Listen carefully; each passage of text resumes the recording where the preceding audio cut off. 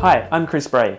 I'm an Australian Geographic photographer, and I've also had my work bought by the likes of National Geographic and Discovery Channel, GoPro. And for the last 7 years, I've been running this photography course all around Australia, and I've finally got it together to put it online. Before you get stuck into actually learning, I thought I'd give you a heads up as to the structure of the course that you're in for. So we start with a really easy lecture on basic photography. That's just things like, setting your camera up, getting it ready, holding the camera really steady, holding it properly, things like that. Then we look at composition. That's basically just what are you looking for when you look through the viewfinder on your camera? How do you organize stuff in your photos so that it just feels more balanced or just more aesthetic? Then we look at exposure. Sometimes the photos come out a bit too bright or a bit too dark. Why does that happen? How do you fix it up? Quickly look at histogram graphs and things like that. Then we look at aperture and what that does to your depth of field. And then shutter speed and how that affects things that are moving in your photos. And then we look at ISO and what's that all about. Lighting. Lighting, of course, there's so much to learn about lighting in photography, but just understanding the basics of it, like the different types of lighting and the different directions of lighting, that can be an enormous improvement to your photography. Lenses, there's obviously so many different types of lenses in the world. Good to have a bit of a handle on how you categorize them, how you know what they do, what you need, what you don't, and so on. And then we'll finish up with a lecture on just practical advice, just bits and pieces. I'd hate for someone to be able to do a photography course and not be told. Everything from a little bit on post-production to keeping your camera clean, and where to from here, and that sort of thing.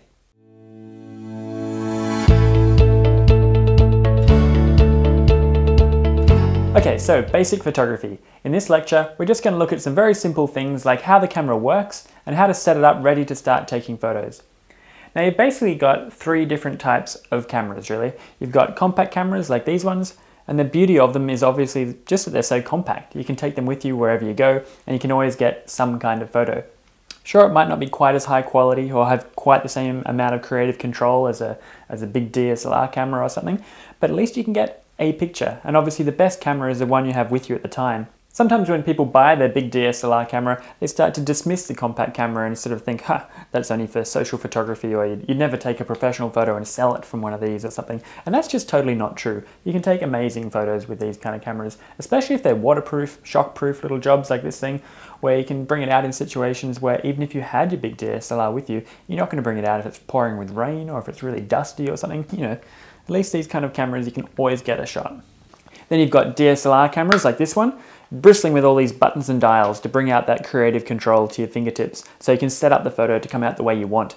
You can use interchangeable lenses, and in general you just have a lot more control and you can get much higher quality photos. Then you've got sort of in-between cameras, mirrorless, micro four thirds, bridge cameras.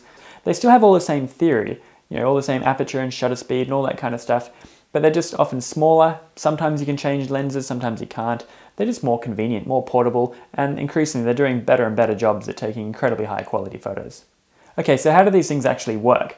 Well, just simply, the light comes in through the lens, obviously. That's where you're doing your zooming and your focusing and so on. But importantly, the light has to pass through a variable sized hole in the back of the lens, and that's called your aperture. And you can set that hole to be whatever size you want. You just tell the camera, hey, I want the hole to be this big, I want the hole to be this big. And the size that you set that hole at controls what's called your depth of field in the photo. Now, depth of field is just the amount of stuff that's nice and sharp and in focus in your shot, in front of and behind the point that you focused on. So you can see this is a very small or shallow depth of field. We've focused the camera here, but very quickly the background becomes blurry and anything in the front becomes blurry. Whereas if you used a different sized aperture hole, maybe you'd end up with a big depth of field or a deep depth of field. And you can see here that much closer is still in focus and much further away is still sharp. And you can see the effect that has on your photos. For a photo of a person, obviously the one with the nice soft background looks a whole lot more professional because the model stands out against that soft blurry background, looks more 3D. Whereas on the other photo, where there's a larger depth of field, you kind of lose your subject against the background. It kind of feels very flat and two-dimensional. You can't really see where the hair finishes and the sticks in the background begin. It's all very kind of flat. But that's actually what you'd want, a big depth of field for a landscape photo, if you think about it. Because for a landscape shot, you want your close-up rocks and flowers to be nice and sharp, but also the distant mountains and clouds, and because everything is interesting in a landscape scene. Now, obviously, if you leave your camera in auto mode, your camera has no idea what kind of photo are you trying to take. It'll just pick a value somewhere in the middle and it won't give you a very good job at either situation. So you can see how much creative control you're going to have just by playing with your aperture, and it's really not that difficult at all. When you actually take the photo, the mirror kicks up out of the way. There's still a shutter in the way though. The shutter will then open and close for a very precise amount of time to collect all that light for your image, and then the mirror will fall back down and you'll be able to see through the camera again. But the amount of time that shutter stays open for, that's called your shutter speed, and that affects how things that are moving end up looking in your photo. Obviously, if that shutter has only been open for a very brief amount of time, nothing's had a chance to move anywhere while the photo is being captured, so you end up being able to freeze even quite fast movement. But if the shutter is open for a long time, then anything that moves while that photo is being captured ends up being smeared through your image, and you kind of end up with movement blur, which can look really nice in a lot of situations. Not only waterfalls and classic shots like that, but anything that's moving can just add a bit of life if you let the shutter drag a little bit. Let's say you're photographing someone hitting a big drum. In auto mode, you probably end up with a pretty fast photo, and the guy's hand's just going to be frozen there, and you can't really tell, is he hitting the drum, or is he just standing there, or what? But if you allowed your shutter speed to be just long enough that the guy's hand could move from here to here while you were taking the picture, you'd end up with this streaky, blurry hand moving towards the drum that might just add a whole lot of life. So there's a lot of situations where having a longer or a shorter shutter speed can really change the effect in your picture. Okay, starting at the real basics, hopefully at least you know how to turn your camera on. Zooming in and out, obviously you just twist the barrel of the lens and you see the image get more zoomed in and more zoomed out. Worth double checking if you've got an autofocus, manual focus switch on the side of your lens. Good idea to make sure that's set to autofocus. If you've got a stabilizer, may as well turn that on. Different brands call it different things. Could be optically stabilized, OS, VR, IS, all these different things. If you've got any switch on your lens for now, you may as well turn it on. Now I'm sure you're all aware, all shutter buttons work the same way in that they're a two-stage button. You can push them halfway down and they come to a natural stop, and that's when the camera is trying to find something to focus on. Bzz, beep, hopefully it does, but it won't actually take the picture until you press the button all the way down. So it's supposed to be that two-stage step. Don't just plunge it all the way and then wonder why it didn't get the photo. Half until it finds it, beep, and then press the button carefully. Now when you're given a camera for the first time, I think the first thing we're always told is hold the camera really steady.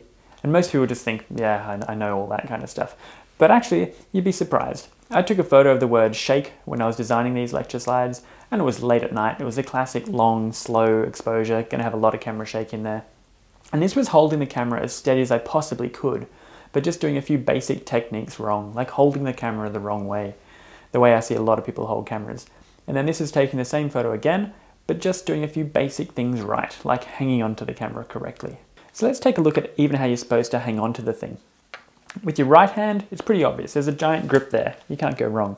But with your left hand, you see all kinds of awkward things happening just because there is nowhere really obvious to hang onto it. And people end up just clasping the side of the camera often. And that just means you're pressing all these buttons here without meaning to. But the worst thing is you're not supporting the camera. Your left hand is supposed to be underneath the lens. And in fact, the further out along the lens it is, if it's a big lens, the steadier the shot will be, rather than all the way back here just clasping the side. So your left hand underneath the lens, supporting it. That also means you're able to recompose the shot, zoom in and out all the time. You don't have to kind of change it and then come back and hang on to it, and then that's all very awkward. You should pull your elbows in, that keeps it steady. So if you just hang onto a camera like that, it's able to wobble around wherever it wants to be. But if you pull your elbows in, you've just got a nice inbuilt rest, and it just keeps it really steady. And if you're taking a vertical shot, you should actually have the grip on the top of the camera, not the bottom. Because if you have the grip on the bottom, then your other hand ends up tangled underneath here as well, and you can't get to any of these settings on the top, and it's just kind of top heavy, it's just propped up there like that. But if you have your grip on the top, your other hand comes underneath, you can still put your elbow in your chest, keep it really steady, and you can get to all of your settings at once. Yeah, it means everyone can see you've got a sweaty underarm, but that's kind of the way it goes. Don't do these ones. Literally this is up the top, pulling it down, keep it really steady. And probably the most important tip is don't press the button too hard because it just shakes the camera at that critical moment when it's trying to take a picture. It should just be a case of gently squeezing it until it takes the shot. Obviously, one of the huge advantages of digital photography is that you can now look at the picture as soon as you've taken it and check that it worked out. And if it didn't, you can quickly change the settings and take the photo again before your subject's gone. Gone are the days where you come back from the chemist 2 weeks later and then you're flicking through your photos and then you're like, I had the lens cap on or something. But sometimes you need to remind yourself to do that check. You know when you take a picture and it comes up for 2 seconds on the back? That's because you're supposed to look at it. It's worth your time just having a quick glance, seeing if it seems about the right brightness, maybe zooming in digitally on the little magnifying glass, plus minus, zoom in on the picture you've taken, go right in and check that the detail is still nice and sharp. If not, quick, change your settings and take it again while you still can. So having taught this course a couple of times, there's a few things we've learnt that it's a good idea to try and catch early on. This might not be a problem for you, you might already have it set up, but it's still worth checking. So when you pick up your camera, make sure that it's on P mode to start with, on your big mode dial, P for program. We'll just sort of use that as a stepping stone from here. It opens up some more options for us, but then we'll move on to using things like aperture mode and shutter speed mode. But for now, you've got to at least get off auto and go to P mode. You want to make sure you've got the right quality setting on your camera as well. Not much good taking low resolution or heavily compressed pictures. So go into your menu, find your quality, make sure you're on large, fine quality JPEG or a RAW file if you're interested in doing that. Now the autofocus in your camera can actually work in one of two different ways. It can either just do a single focus, so AFS or one shot, and that's when it focuses, beep, finds something, and as long as you keep your finger half pressed, if you move the camera around after that, it doesn't shift the focus, so it only focuses once. Or you can change your camera focusing mode to AI Servo, which other brands call AFC for continuous. And that's a tracking focus. So as long as you hold your finger down halfway on that shutter button, it's constantly updating the focus wherever you point the camera. Most of the time you want to be on one shot, AFS, the single focus. So you can carefully focus on something and then maybe recompose your shot a little bit before you press the button all the way down to get the shot. You've probably also noticed that a lot of cameras these days have a lot of autofocus points on them. These are all the different points that when you try and focus, these are all independently trying to find something, anything to focus on. And by default, all of these points are turned on. So they're all active, which means you have absolutely no control over where the camera is going to focus. It'll just find the first thing that's brightest or has the most contrast, and often it's not what you're interested in. Now in auto mode, all of those points are turned on and you can't do anything about that. That's one of the big problems of auto mode. You can't even tell it where to focus. But thankfully in all the camera modes we're going to be using on this course, so that's P mode and anything better than that, you can choose exactly which point to use, and if you just set it to the center autofocus point, that's honestly the most useful point to set it on for 99% of your photography. And then it's very easy for you to accurately choose exactly what you want to focus on. To change which autofocus points you're using, different brands, different things, but Canon has a little button on it there. You press that and then you can choose between your different points. Nikon, in through the menu, autofocus area mode, and you can just go to single point, and you can move that wherever you want. Also, if you've ever noticed as you're looking through your viewfinder, if everything just always looks a bit blurry, even the numbers and things down the bottom inside there, that's not your eyes or anything. You've just got to change this little diopter adjustment. It's like setting the right pair of glasses for you. If you bump this little diopter adjustment off, everything always looks a bit blurry. But not a bad idea to go outside and wake the camera up, press the button a little bit so there's some numbers and things displaying in there, deliberately squiggle that thing way out of whack and it will all go blurry, and then just move it back and forth until it just becomes the easiest to see. And you might find that suddenly it's just so much more natural to look through. You don't need to force your eyes to focus on stuff anymore. So in summary, if you're about to start shooting, pick up your camera, check you're in program mode or something better, autofocus on, stabilizing on, check you're on the right quality, high quality JPEG, your focus system, maybe have one shot rather than the tracking, and then change yourself to the center autofocus point. That's a good place to start. Okay, now that you're all set up, ready to go, the next lecture is on composition. But before we go, I just wanted to leave you with this really tacky cliche, great photos are made, not taken, which is kind of true though, because you find a lot of the best photos aren't just auto mode. They've had a lot of thought put into them. Do you want it to be brighter or darker? Composition, do you put your subject off on the side? Do you want the blurry background or not? There's a whole array of different things under your control to make the photo come out the way you want. Rather than the way auto mode gives it to you. So that's what we're going to look at from now on.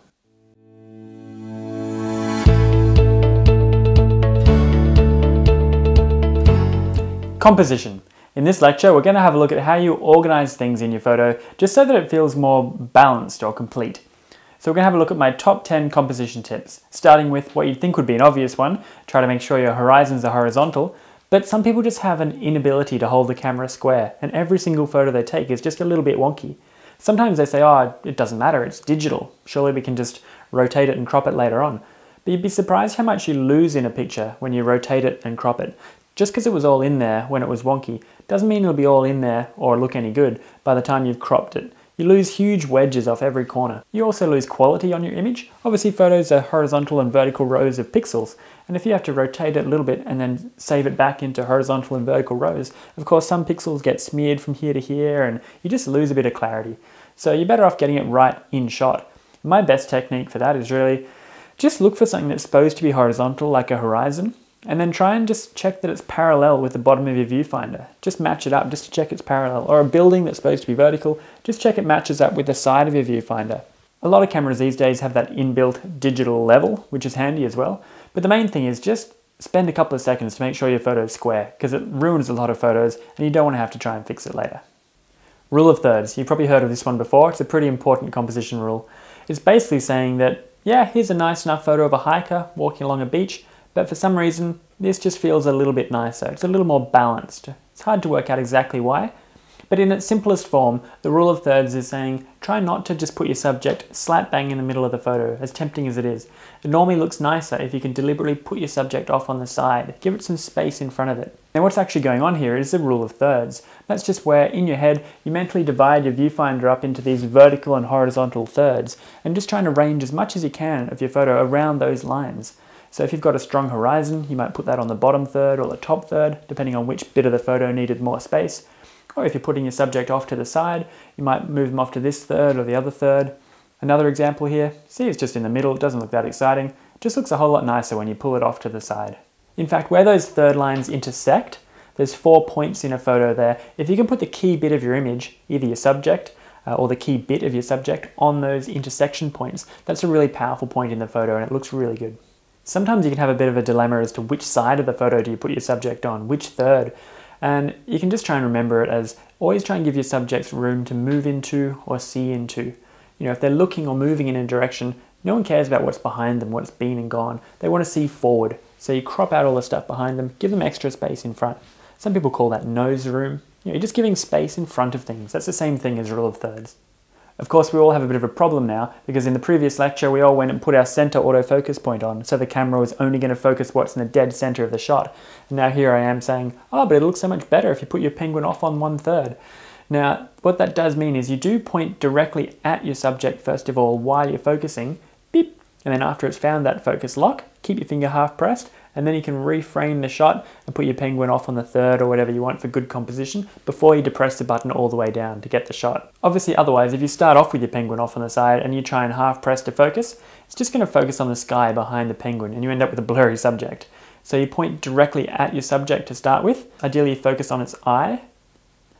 Actually, that's a good side tip. If you're ever photographing a person or an animal and you can see their eye in the shot, that's where you've got to focus on. That's the important part that has to be sharp.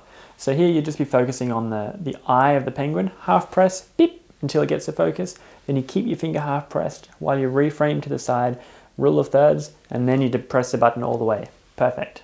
So there you go, that's how you use that center autofocus point to allow you to focus on exactly what you want in your image, but you can still then recompose and put it wherever you want in the photo before you take the shot. That's why you have that AFS, or single shot focus, rather than the tracking system. I think about the only exception to the rule of thirds are reflection photos, where you don't feel like you have to put that horizontal division on the top or bottom third, because the symmetry of what's going on is what make those photos beautiful anyway. But I think in the vertical plane, it still applies. But the key part of the photo where your eye is drawn to is obviously that tree fern. So that's in the top third corner and bottom third corner, kind of balances it out, vaguely still fitting the rule of thirds. So try and imagine this is a view at the back of a boat that you're on, and you're trying to get a nice, postcard shot of this bird and the sunset and things like that using the rule of thirds. Have a think in your head how you might frame that up.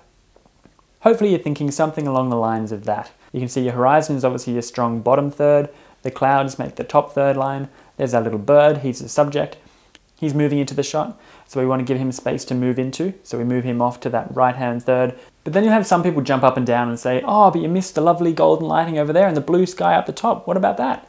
And it just goes to show that the world doesn't always fit into 9 magic boxes, and you've often got to make a call between good composition and trying to fit everything in. And I really think it's always important to try and have good composition. People don't know what they're missing if you don't include it in the photo, but what you include, it's got to look nice. Framing is another good tip. This is good for your landscape photos particularly. Framing is when you deliberately include something up close in your photo it tends to make it seem a bit more 3D, gives it a lot more depth. It also stops your eye falling off the edge of the photo. You kind of frame it or hem it in by putting something along the edges and the sides. Look at this example here. This is taken in Papua New Guinea. You can see some nice volcanoes puffing away, but it does look a little bit flat compared to this one, which just has so much more depth to it. And that's because I've deliberately got some close-up foreground elements there. As you can see, it also tends to pull our attention back towards the middle of the photo again. It stops your eye just slipping off the edge. And you probably have to admit that a lot of people make this mistake with their landscape shots, where you get to a lookout and the first thing you do is you get everyone out of the way, and if there's a fence there, you've got to get over the fence because that's in the way, and if there's a tree, you almost fall off the edge of the cliff trying to get away from the tree to cut that out, and you go to these great lengths to get an unobstructed view of the distant mountains. But then the problem is, everything in your photo is a million miles away and it just looks flat. You're better off crouching down and trying to find a tussock of grass that you can pop up into that corner. Or if there's a tree there, great. Use that, frame half your shot off with that. Same with this example, the sunset. Not a particularly good photo, but it was a nice sunset. But there was this stupid tree that kept on putting branches in the left-hand side of the shot, and I had to keep on edging off to the right. I almost fell off the balcony trying to get a clear view of the sky, until it finally dawned on me that it's probably nicer to let that tree come into the shot. So it frames off that side of the shot, makes it more 3D, pulls our attention into the sunset, looks a whole lot better. Another one here, including those bushes up the top, just frames off the top of the shot. Check your backgrounds. This is my favorite tip from the entire course, actually. It's the easiest way to make your photos just look 10 times better without having to do any kind of complex theory or anything at all. The problem is, the human eye is really good at ignoring what's going on in the background of your photo. It's not until you get the picture back and then you'll be like, oh, really distracting element back there. It can completely ruin the shot. The car coming out the back of the elephant, or it could be a power pole coming out of someone's head, or a bright yellow car in the background that's just really distracting. But the thing is, it's like another whole level of consciousness you'll finally get to with your photography, where the background is just one of the things you remember to check. And you'll be like, background. Oh wow, that's really awkward. If I just move a little bit to the side, you don't have a telegraph pole coming out of your head anymore, or whatever it is. Like this example with the lion, the lion just blends in too much with the background. It's the same color as the grass. But if you get down lower, you can get him against a bit of the sky and he just pops out there much nicer against that blue background. So what about this example? On Kangaroo Island, I was photographing these little birds on a stick, and you kind of sneak up as close as you can get, and you think that that's probably the best place to take the photo from. But look at the background behind the birds there. You've got blue, brown, green. No matter how good your lens is at blurring it out, it's still a really terrible background. The birds are dark, and the background just behind them is dark, and they all blend in. You can't really see them. You've got to look around and say, where can I find a nice, clean, contrasting color to use as a background here? What are our choices? Really, it's just the sky reflected onto the water, that nice blue color. That'd be fantastic. So you've somehow got to get that behind your subject.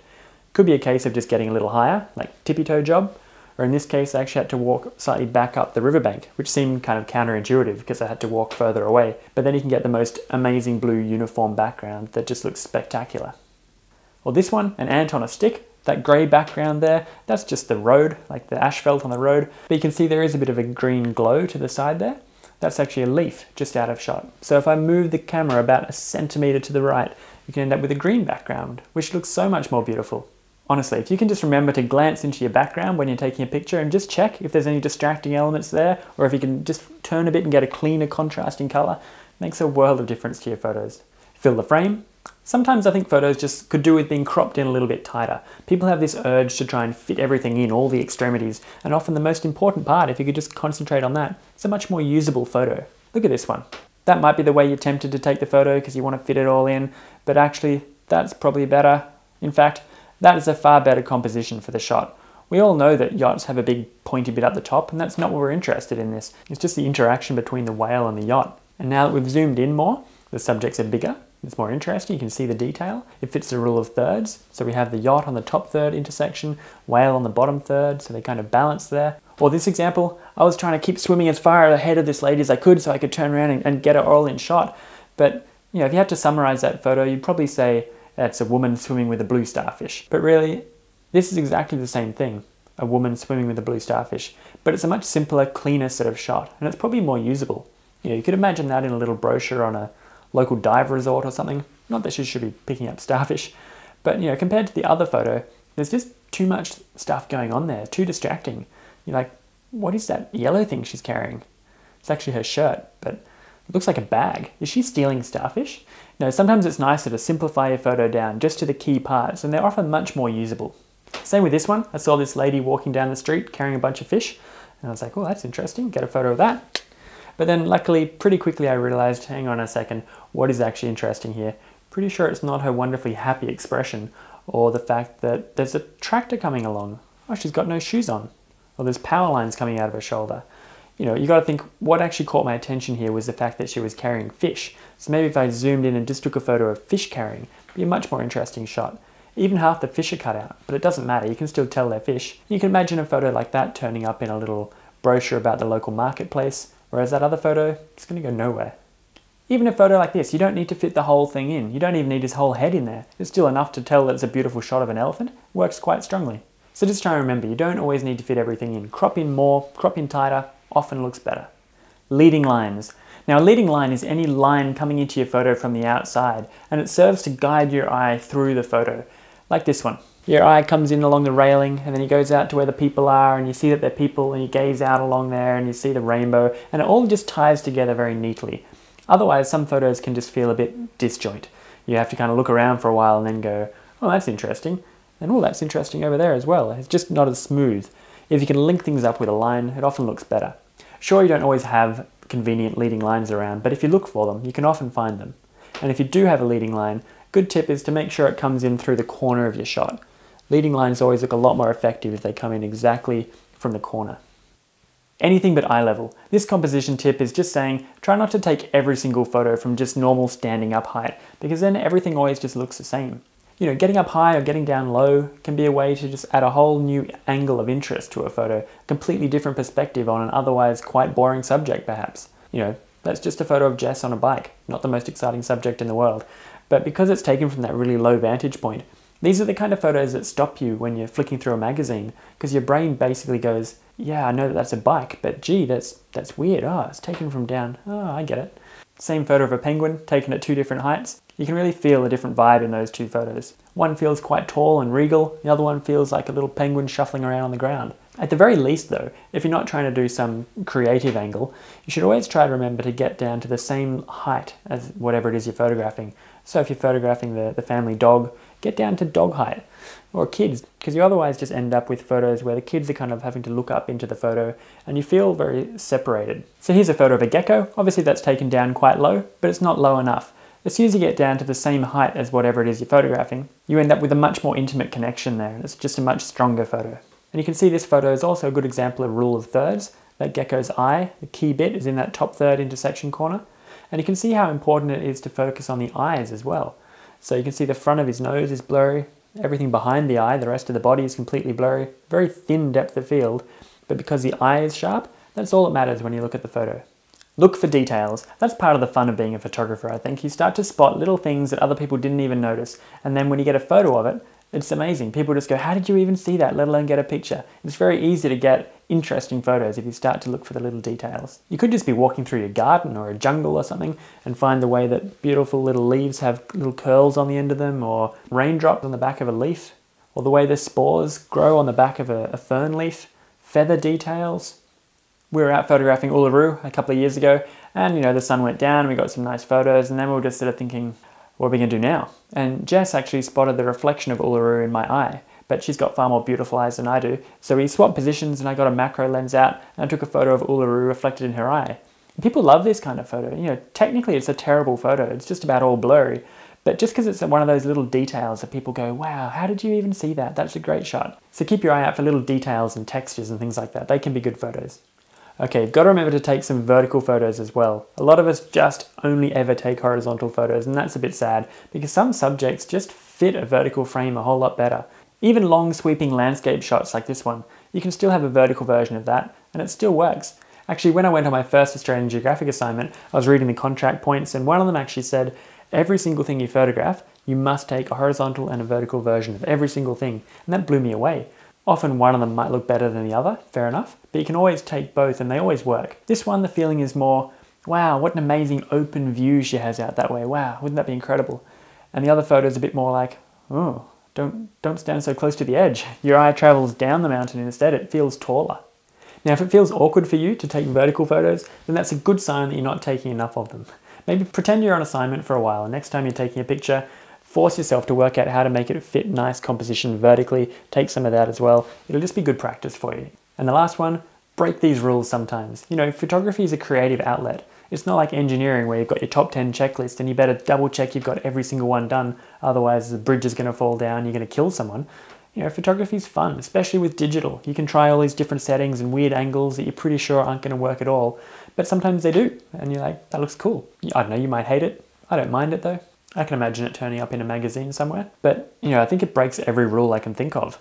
The dog's eye is probably the key bit in the photo, and that's in the dead center. There's no rule of thirds going on.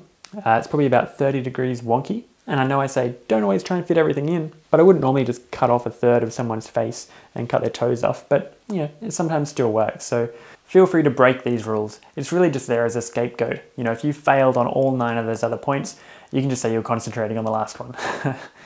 So in the next lecture, we're going to look at exposure. You know, sometimes the photos are a bit too bright, a bit too dark. How do you fix that? Histograms, that kind of thing. You start to learn a lot more advanced stuff.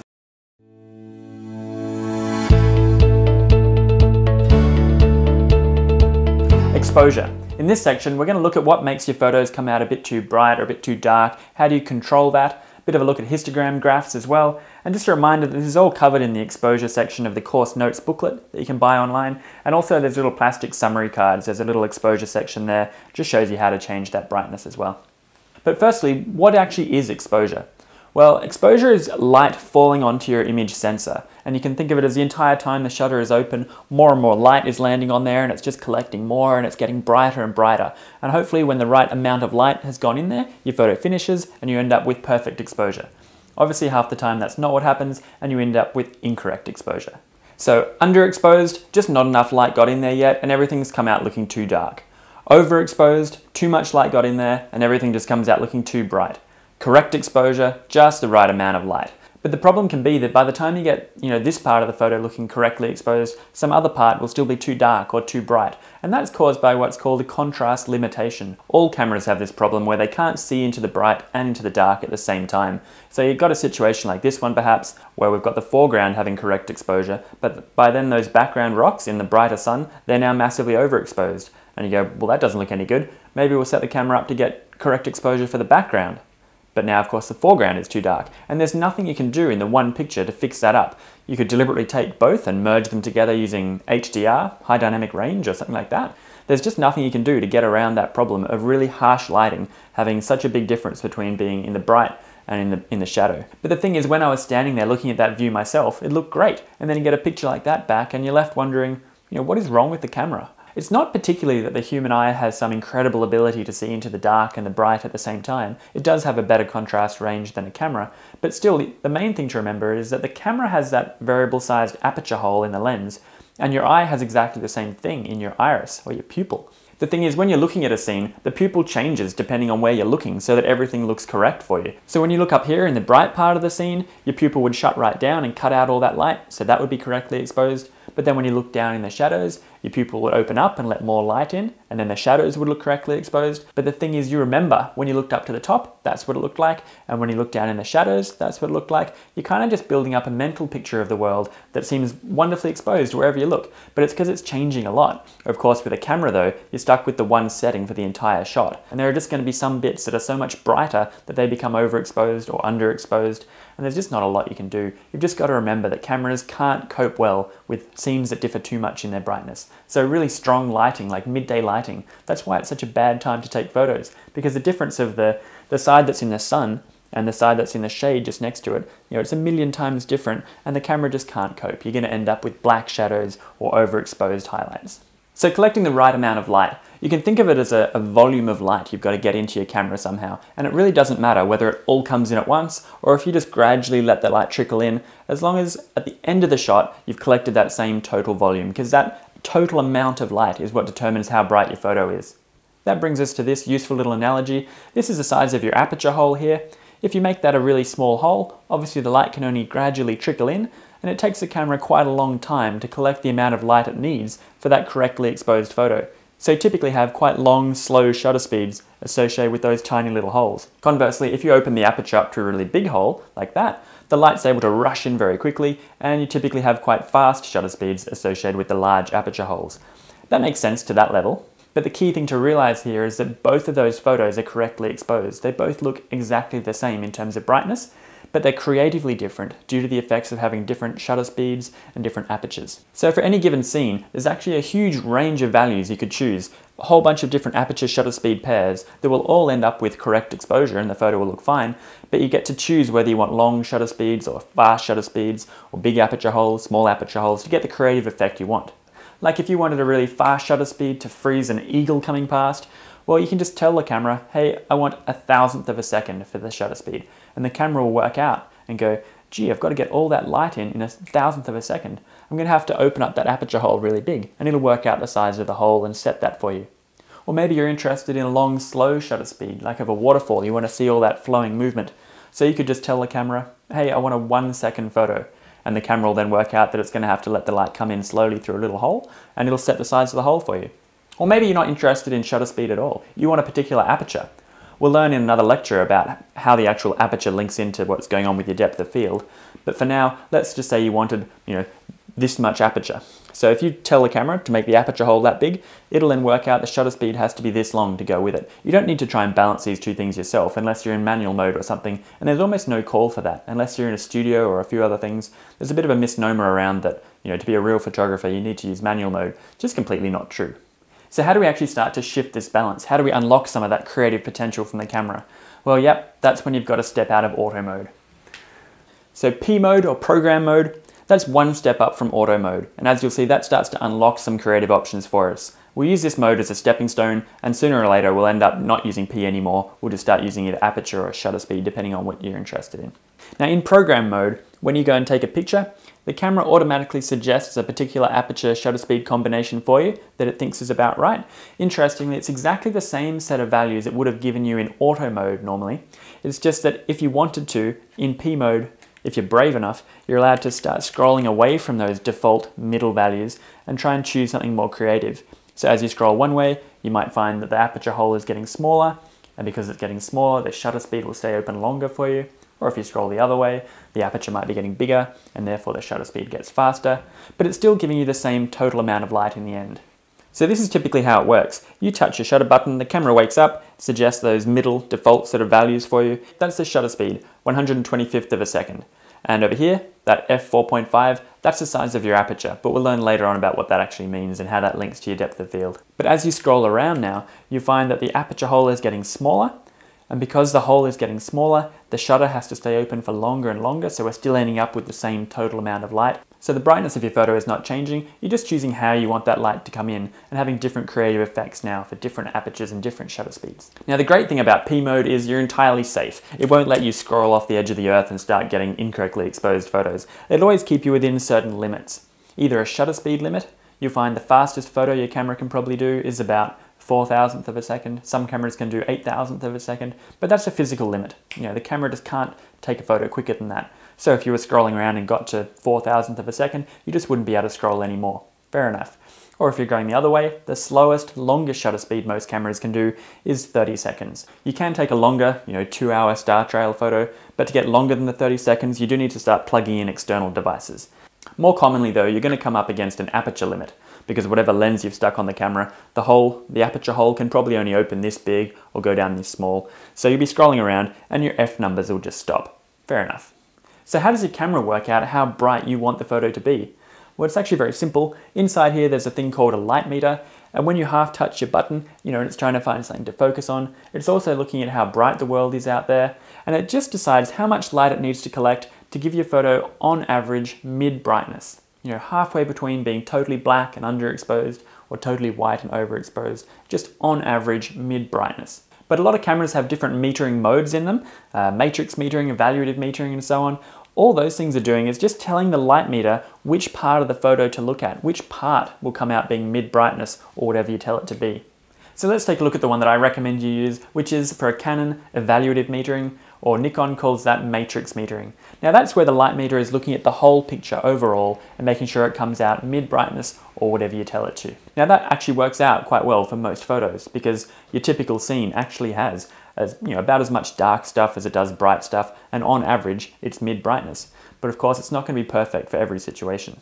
Take a look at these examples. So here we have a bird in the tree that's correctly exposed, but it is actually quite bright, isn't it? There's a lot of bright sky back there. So what tends to happen in these situations is that your camera looks at the scene and goes, well, I'm going to collect enough light to be mid-brightness overall, and your photo ends up looking a little bit like this, quite dark and drab compared to what you actually wanted. That's because it's giving you a mid-brightness photo, but actually what you wanted, the real world, was quite a bright scene. So you need to find a way to tell your camera to make that photo brighter. Another classic problem is when your photo is backlit, like this one. There's so much bright light in the background that the camera just goes, well, I'm going to collect enough to make it a mid-brightness photo for you, and you end up with a shot a bit like that. Your subject just looks like a silhouette. We've all done this before, when you accidentally catch a window in the background of your photo, and your subject is just a dark shape like that. If you think about it, that photo is still mid-brightness overall. Half the photo is black and the other half's white.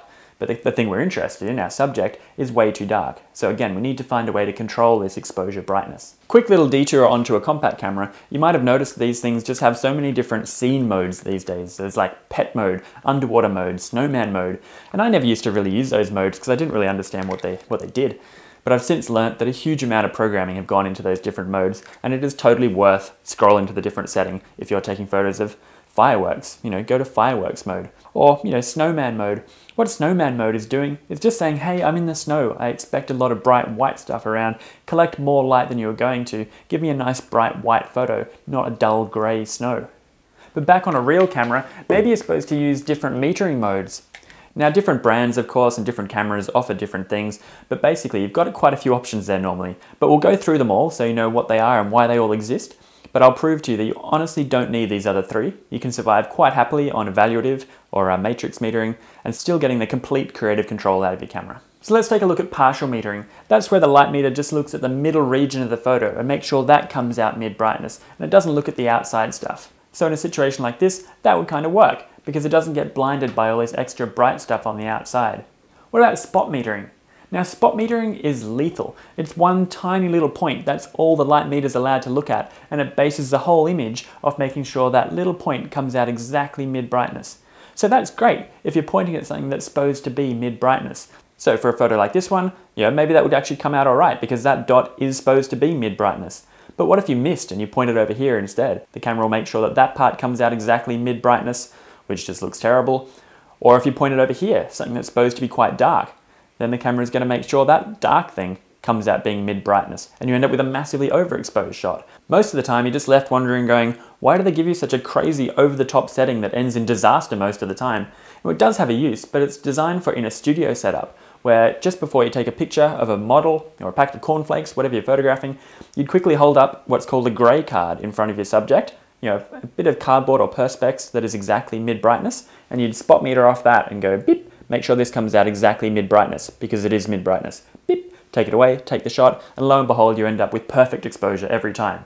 Now that's great if you've got a grey card in a studio, but out in the real world, it's just impractical. Some people will usually say about now that they find that if they're photographing, a bird in a tree, and it normally comes out being silhouetted, if they change to spot metering and then try it, then it might come out better. Yeah, it probably will come out better, but the problem is it still won't be right. What happens if now it's too bright, or it's too dark? Are you supposed to then change to center weighted averaging metering? No. There is a whole system in your camera, everyone's camera, designed to help you control your exposure. Plus minus brightness, exposure compensation. You've all seen this little slider indicator before. It's often on the back of your camera, even inside the viewfinder when you're looking through. It's really important. If you leave it in the middle on 0, that's when your camera is going to collect enough light for your photo to be mid-brightness on average. But if you move it down, -1, -2, it's going to collect less light. Your photo will come out darker. Or if you go +1, +2, then your photo comes out a predictable amount brighter than mid-brightness. Obviously how you change it depends on what camera you have, but most of the time you'll find your camera has a little +- brightness button on it, just like that. Don't get confused by one that looks like that, a little + brightness with a lightning bolt next to it. That's changing the exposure of your flash, something totally different. But you're just looking for a little dedicated +- brightness button. You'll have to press that button in and keep it held in while you scroll one of these wheels, and then you'll find that little marker will move up or down, and then wherever it is when you let go, it'll stay there, and the next photo will be really dark, and so will the next one. In fact, even if you turn your camera off and pull it out again next week and take a picture, it'll still be on -1 or whatever you put it on. So you've got to get in the habit of checking where you put it. For some other Canon cameras about halfway up their range or better, you don't have to press and hold some awkward button in while you scroll. On these ones, there's a whole wheel dedicated to it right next to your thumb, and anytime you bump that wheel, the photo becomes brighter, darker. It shows you how often you're supposed to be doing this exposure compensation. There's a whole wheel there right next to your thumb. So generally, you take a picture, you look at it on the back of the screen and you say, oh, I think it's a little bit too dark. So then you need to brighten it up. So you'd go hold the little plus/minus exposure compensation in, +1, +2, take the photo again, and then hopefully it comes back looking better. I know that sounds like a little bit of trial and error, but you'll get a whole lot better at judging it, and you won't need to take the incorrect photo first. You'll be able to say, oh, I'm in the snow, it's quite bright, I already need to have it on about +1 2/3 or +2 or whatever it is. So it's really important to be able to control the brightness of your image, not only because the camera gets it wrong sometimes and you need to be able to correct it, but also because it now opens up creative options for you to deliberately make a scene much darker, maybe for a good silhouette, and rich up the colors in a sunset or something, or to really overexpose a photo deliberately and end up with this really bright, washed out effect. But a lot of the time, of course, you actually want to get perfect exposure. And if you want to be really sure, looking at the photo on the back of the camera, it's really hard to tell which one is correctly exposed. Is it this one? Maybe it's that one? Who knows? And to make it worse, you can change the brightness of your LCD screen on the camera. If you put your screen brightness on +10, all of your photos are going to start to look really overexposed. You know, they're not. Your screen brightness is just too high. Also, you know, when there's sun shining around and everything's reflecting and glary off there and you can't even see what's on the screen anyway, there's plenty of times where you just can't trust what's on that back screen. So these are the situations when histogram graphs can come in handy. Now, you've probably seen these little graphs from time to time. They just pop up and people are like, ah, what is that and how do I get rid of it? But it's actually very simple to understand and really very useful, and it's the only graph we show you in the entire course, so bear with me. A histogram graph just tells you how much of different brightnesses you have in your picture overall. You know, a spike on the left-hand side of the graph doesn't have anything to do with the left-hand side of your picture or anything like that. It's an overall brightness scale. So going across the bottom, that's your brightness. Going further to the right is getting brighter, and coming back this way to the left is getting darker. So pure black is at this end on the left, and pure white is at the far right-hand end. And the height of the graph at any point is just the amount of that particular brightness you have in your image overall. So we can look at this one and say, well, how much black does this photo have? And you look at it and go, black is at that left-hand end. Oh yeah, there's a fair bit of black there. And then there's nothing really until we get to the mid-brightnesses. There's a huge amount of mid-brightness stuff. In fact, slightly darker than mid-brightness, that big spike. And then there's nothing until we get to the bright stuff. There's a fair bit of bright stuff there. And then there is a tiny little bit of pure white there as well. Now looking at the picture that came from, that makes sense. You can see we've got some black there. We've got a huge amount of slightly darker than mid-brightness stuff, and we've got some bright stuff, and we do have that little bit of white in the highlights just there. So why this graph is useful is, at a glance, you can see the true brightness of your image, irrespective of what you might have your screen brightness set to, or if there's sunshine around, you can't tell. You can just look at a graph like this one and say, well look, all the information is shoved down the dark end of that graph. Unless you wanted a very dark photo, that's probably underexposed. You need to brighten it up and take it again. What about this graph? You can see here, there's a huge amount of white, lots and lots of white and lots of bright stuff, and then the graph kind of peters off. You've got no mid-brightness stuff, no blacks, no dark stuff. So that is a very bright photo. So unless that's what you wanted, that's probably an overexposed picture. What you're after with your typical histogram graph is just a good spread. You know, they say most photos should have a little bit of black in the darkest part, and the brightest part of the photo in the highlights are probably just supposed to be white. So it's okay if it kind of gets to the two ends of the graph, but most of the data in the graph you want between the two ends. You can think of it as a goalpost, if you like. You want all the photos safely between the two ends, not so dark that it's still black, or not so bright that you've just blown it out and it's just become white. Don't worry about spikes. People often freak out about that. All a spike is saying is that you've got a lot of that particular brightness in the picture. In this example, there's a fairly big spike there towards the bright end. That's just the water in the background. It's quite bright and there's a lot of it. So you get a bit of a spike building up in that part. So what do you think the histogram graph would look like if you took a full frame photo of just a zebra skin? So black and white. Obviously the graph's going to look a little bit like this one, where you've got a whole lot of black and then kind of some shades near black, but then nothing until you get to the bright stuff. Some bright stuff and a lot of white. Now you can't just look at a histogram graph on its own and say, oh, that photo's underexposed or overexposed, because it depends on the image. Maybe it's supposed to be a very bright white subject. But generally speaking, you just want your histogram graph safely between those two ends. So to look at your histogram graph, you've normally got to be in review mode, playback mode, looking at a picture you've taken, and then you either hit info or display a couple of times, or for a Nikon, it's up or down, and it just cycles through different pages of information, and one of them will finally bring up your histogram. Don't worry about the one with all the different colors, you're just looking at that white one. That's the overall brightness graph. Okay, so now's probably a good time to go outside and do our first prac session. So pick up your camera, make sure you're in P mode, and then just go and find something to take a photo of. Doesn't really matter what it is. Take a picture. Initially, it should come out being mid brightness on average, and then work out on your camera where that little plus minus brightness button is. Press and hold it in and scroll. Do something quite dramatic like +1 or +2. Take the same picture again, and you should definitely see the picture then looks a whole lot brighter. And do a darker one as well, you know, -2, -3. Check out that. Maybe bring up your histogram graph as well and watch all that information shoved down the dark end or move up to the bright end and try and get it at just about right, safely between the two. If you think that's all too easy and you've done all that before, a good extension can be to try and take a photo of something that's mostly white, like a sheet of white paper or something.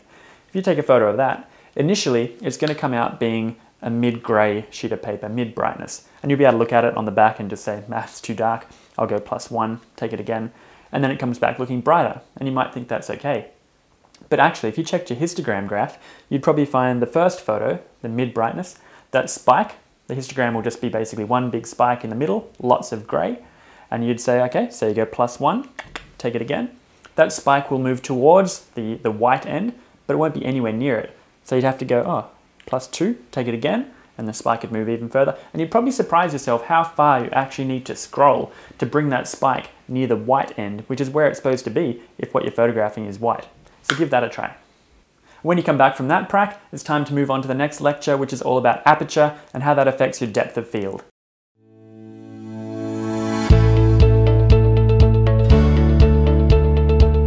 So, aperture and depth of field.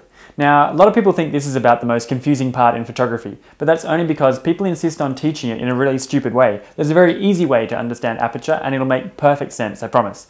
And just a reminder that this is all covered in the aperture section of our course notes booklet as well, that you can buy online, and also the plastic summary clip cards. There's the aperture section there, which tells you which way to move your F number to do what with your depth of field and all that kind of stuff as well. Pretty handy. So as we already saw in the basic lecture, aperture controls what's called your depth of field. And depth of field is just the amount of stuff that's in focus in front of and behind the point that you actually focus the camera on. So this is a very small or shallow depth of field, and this one is a large depth of field, where much closer is still in focus and way into the distance is still sharp as well. So typically for a portrait type photo, where there's only one thing you're supposed to be looking at, your subject, you want the softest, blurriest background you can to make your subject stand out against it, look more 3D. So you want a small depth of field for that, blurry background.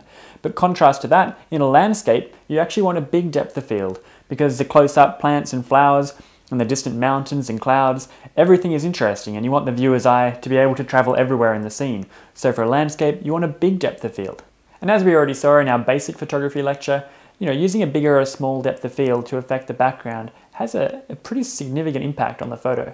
So here's a shot of a zebra using a fairly large depth of field. So the zebra is kind of sharp, the background is kind of sharp. It all feels quite flat and stuck together, as opposed to using a smaller depth of field where you can see now, beautiful blurry background. The zebra just leaps out against that. You can see individual hair detail on the mane. So what actually is aperture? Well, inside your lens, it's this variable sized hole, and you can just set that to be whatever size you want. And it's defined in these things called f numbers or f stops. So you can see here that's f8, f4, f2, and then you go, oh, hang on a minute, the f number's getting smaller, but the hole's getting bigger. And that's about where most people get to trying to understand aperture. They suddenly realize there's this whole mental gymnastics you've got to go through to work out what on earth you're trying to do with your f number, to do what with your hole, and what does that do to the depth of field anyway, and it's all just way too confusing. But that's only confusing because for some strange reason, everyone insists on talking about the size of the aperture hole instead of the f number.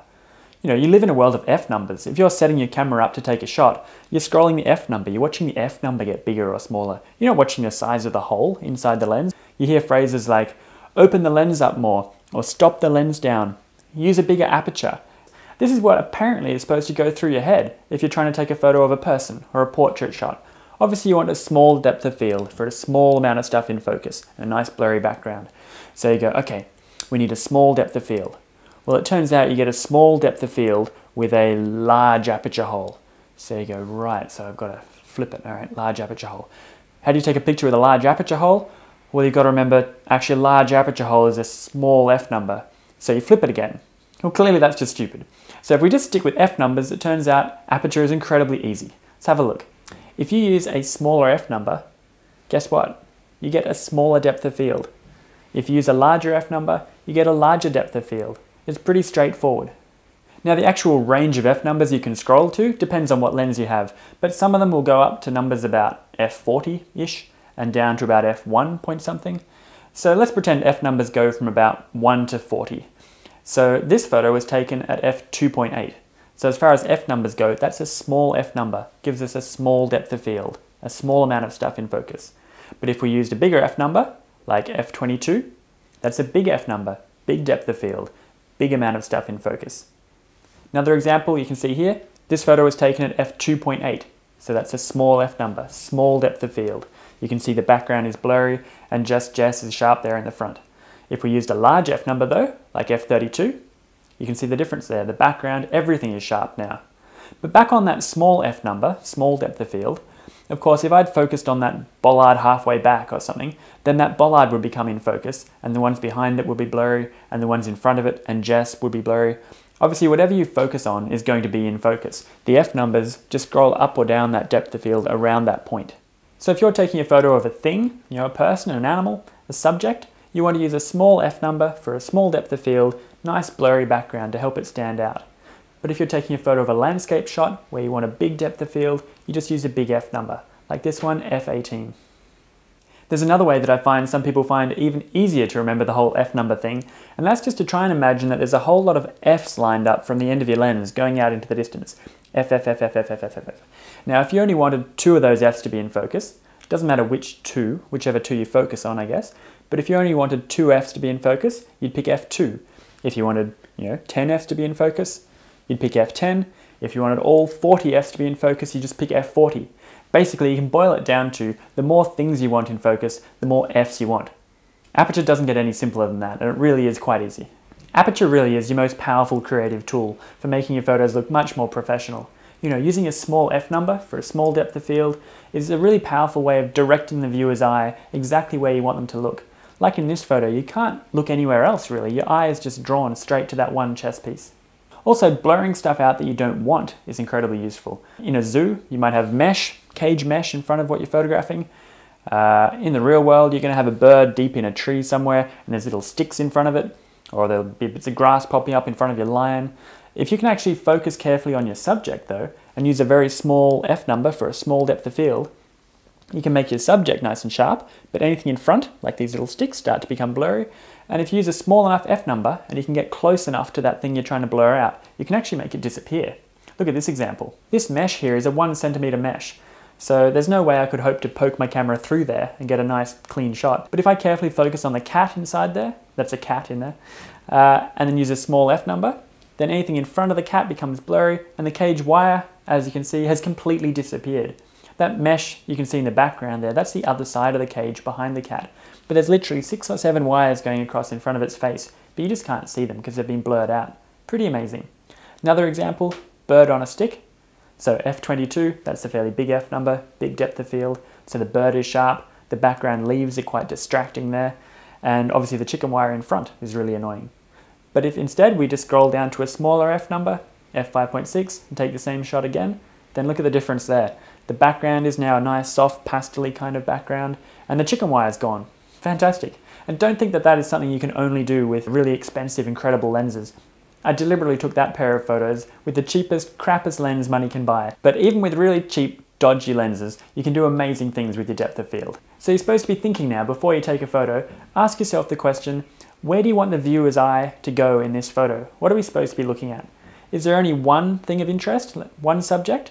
Then you probably want a small f number for a small depth of field, nice blurry background to make it stand out. But if there are multiple things at different distances, like a landscape, then you want a big f number for a big depth of field and make them all come out nice and sharp. Incidentally, if your camera has a landscape mode, basically that's just telling the camera to pick a larger f number for you so you get a larger depth of field. Or a portrait mode, that's just telling the camera to use a small f number, give us a bit of a smaller depth of field, nice blurry backgrounds. Now that's definitely better than auto mode, for sure, but it's nothing like as powerful as going over to aperture mode, like we're going to have a look at in a second, to really drag that f number exactly where we want. Because often, landscape mode doesn't pick a very big f number, it might pick about f7 or 8, whereas you could probably drag your f number all the way to f20 if you wanted to.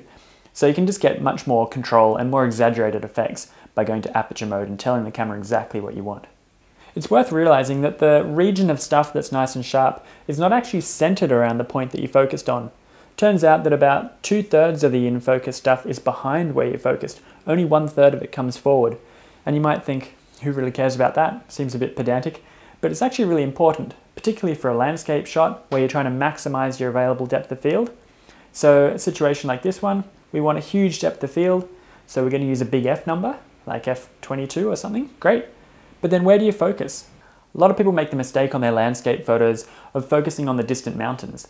And the problem then is, sure, you've got a big f number, gives us a big depth of field, but if you focus on those mountains, 2/3 of that depth of field is now wasted behind the mountains, and only 1/3 of it comes forward, and your foreground rocks and pebbles and stuff are still going to be out of focus. So the actual answer is, when you're photographing a landscape scene, you just try and arbitrarily focus about 1/3 of the way into your shot. So you just briefly point the camera down about 1/3 of the way in, beep, focus, lift it back up, and take the shot. That's just maximizing the use of your available depth of field. Okay, so let's take a look at aperture mode. So aperture mode on a Canon is AV, and for every other brand it's just called A. So in aperture mode, you can pick whatever aperture value you want, as long as the lens is capable of it, and the camera will pick the right shutter speed to match up for it, so that you get correct exposure, or whatever exposure you've asked for, if you've asked for a darker or brighter photo. So you'll be using aperture mode whenever depth of field is your most creatively important element in the photo. So if you're taking a portrait shot or a landscape shot, which to me is most of the photography you ever take, so I actually stay on aperture mode almost all the time. And this is typically how aperture mode works. You wake your camera up by pressing the button and it comes up with the last f number that you used. Now that's quite different to P mode. Remember how P mode always gives you that default auto mode middle kind of value. You could always scroll to the same f number if you wanted to, but it rapidly gets pretty repetitive in P mode. If you're taking a bunch of landscape photos, for example, in P mode you go beep and it comes up and says, how about 5.6? And you go, how about f16 for a big depth of field? Scroll, scroll, scroll, f16, take a shot. Then you try and take your second photo, and you half press, beep, and it goes, how about 5.6? And you're like, how about f16 again? And you have to keep moving it. Or if the lighting changes or you point somewhere else, in P mode, you're not really nailing anything down. Everything keeps kind of shifting around. But in aperture mode, if you put in f16, it'll stay on f16 no matter what the lighting does or where you point the camera. The shutter speed will just keep being updated for you, so you end up with whatever exposure you asked for. Let's say you make the photo brighter. So you use your plus minus exposure compensation and you say +2. So now it's got to be a lot brighter. In aperture mode, it's not allowed to open the hole up anymore because you're still saying the same f number, but somehow it's got to let more light in so your photo is brighter. So you'll just find that it leaves the shutter open for longer, so more light comes in. Or if you asked for a darker photo, you'd find it would just be using a faster shutter speed for you so that not so much light got in. Basically, aperture mode, you pick your f number, it works out the shutter speed so that you end up with whatever exposure brightness you asked for. So looking here, obviously as we scroll our f number up bigger and bigger, getting a bigger depth of field, good for landscapes and so on, you're noticing the aperture hole is getting smaller, and therefore the shutter has to stay open longer and longer, so we still end up with that same correct exposure.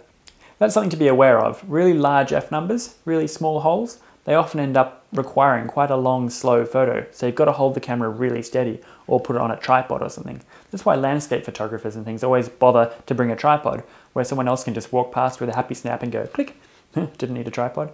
But no, they're using such a big f number for such an amazing depth of field that the photo is going to be quite slow. Going the other way then, scrolling smaller and smaller f numbers, getting smaller depth of field, good for portraits, nice blurry backgrounds, and conveniently also nice fast photos at the same time.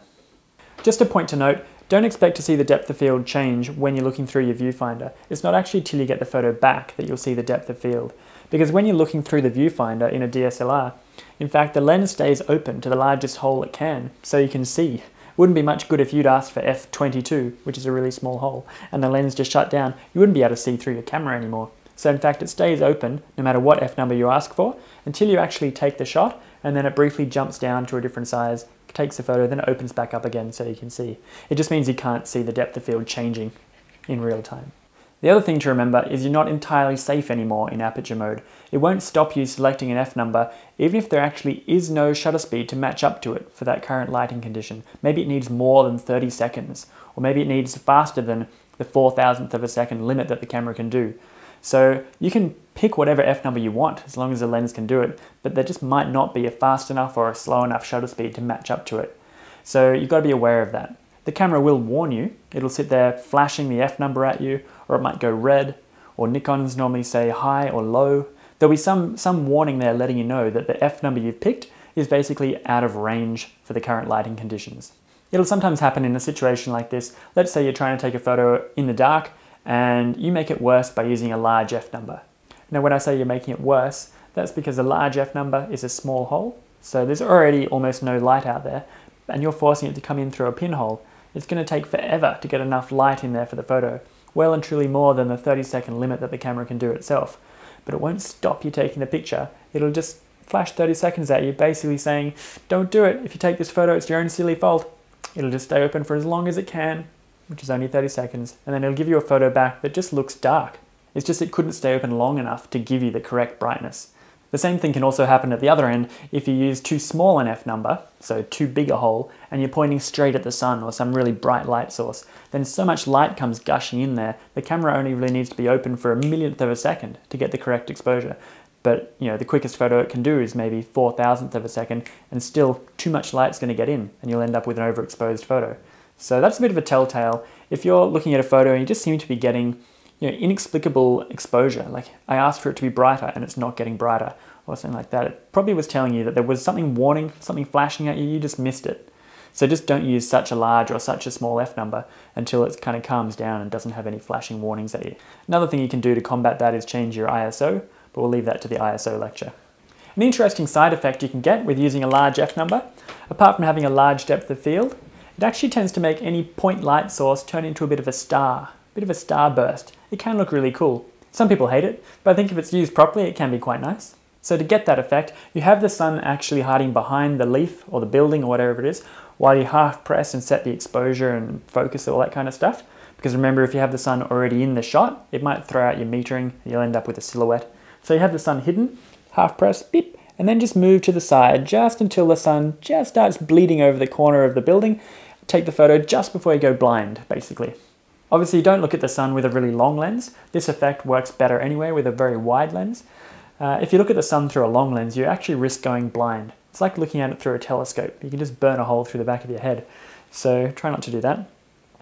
Alright, so it's time to go out for your aperture prac, which is actually a pretty straightforward prac. You just pick up your camera, make sure you're on aperture mode, AV mode or A mode, and then you just want to find a subject and take two different pictures of it, one with a big f number, one with a small f number, and then just compare the two, and you should be able to see the background blur out in one of them and become sort of sharper and more distracting in the other one. Like, look at these two photos. Which one of these has the smaller f number, the smaller depth of field? Definitely it's this one.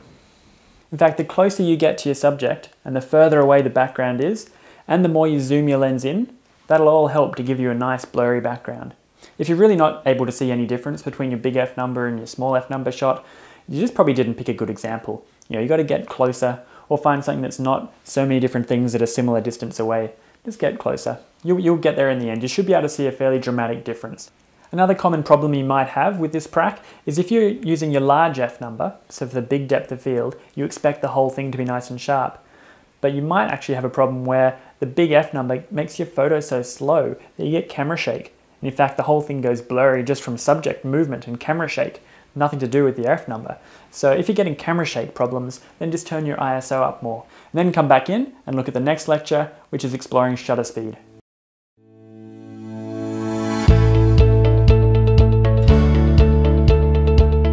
So in this lecture, we're going to look at shutter speed and the effect that has on things that are moving in your photos. It's nothing like as long or involved as the previous lecture on aperture, because it's pretty obvious really. The longer the shutter is open, the more things can move, the more you get movement blur and so on. But you might still pick up a few interesting little tips.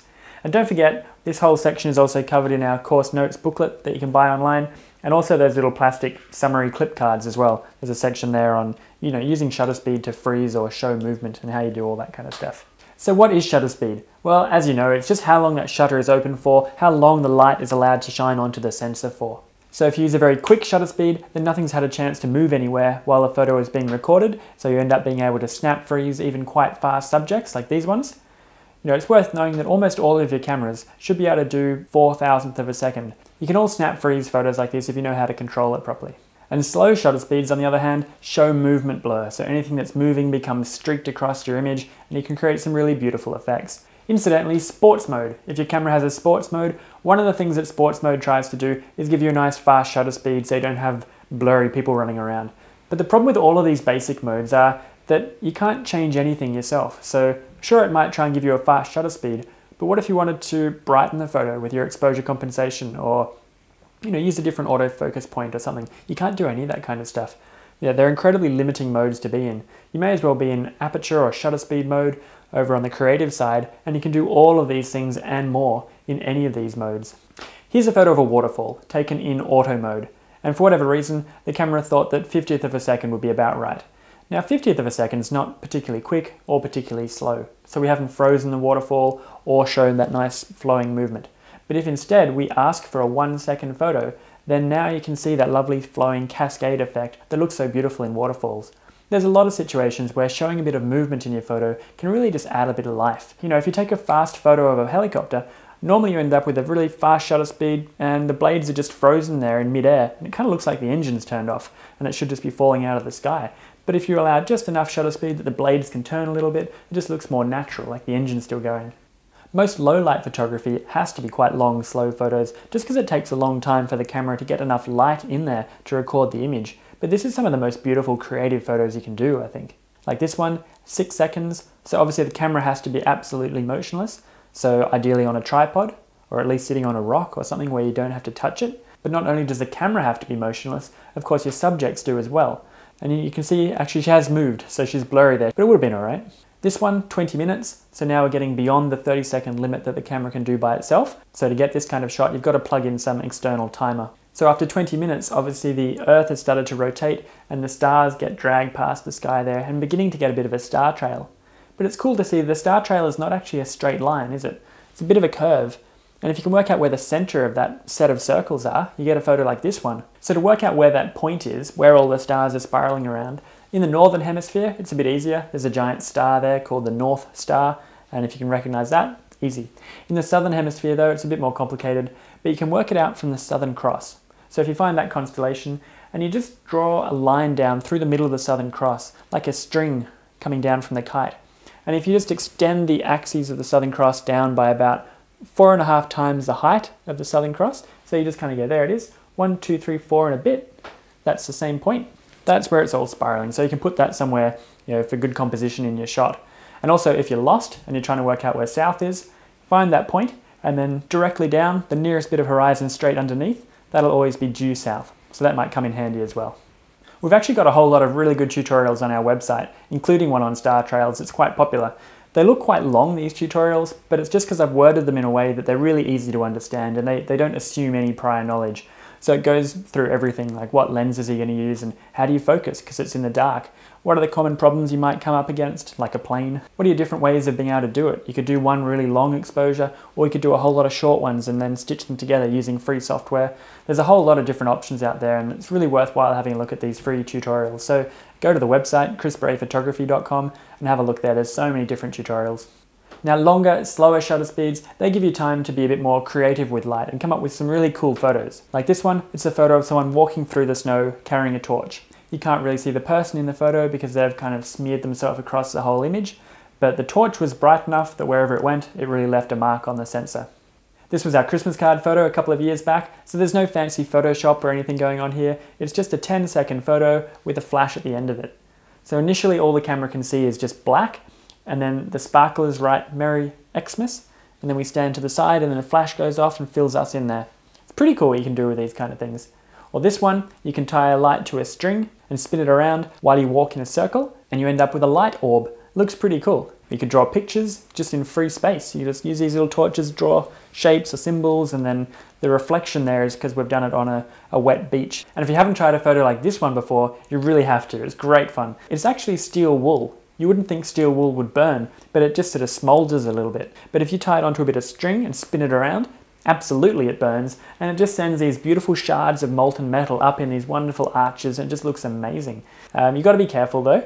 There's a few tips you probably don't want to learn by trial and error, like some of the bits of steel wool go straight up in the air and come down and land in your hair, so good plan to wear a hat.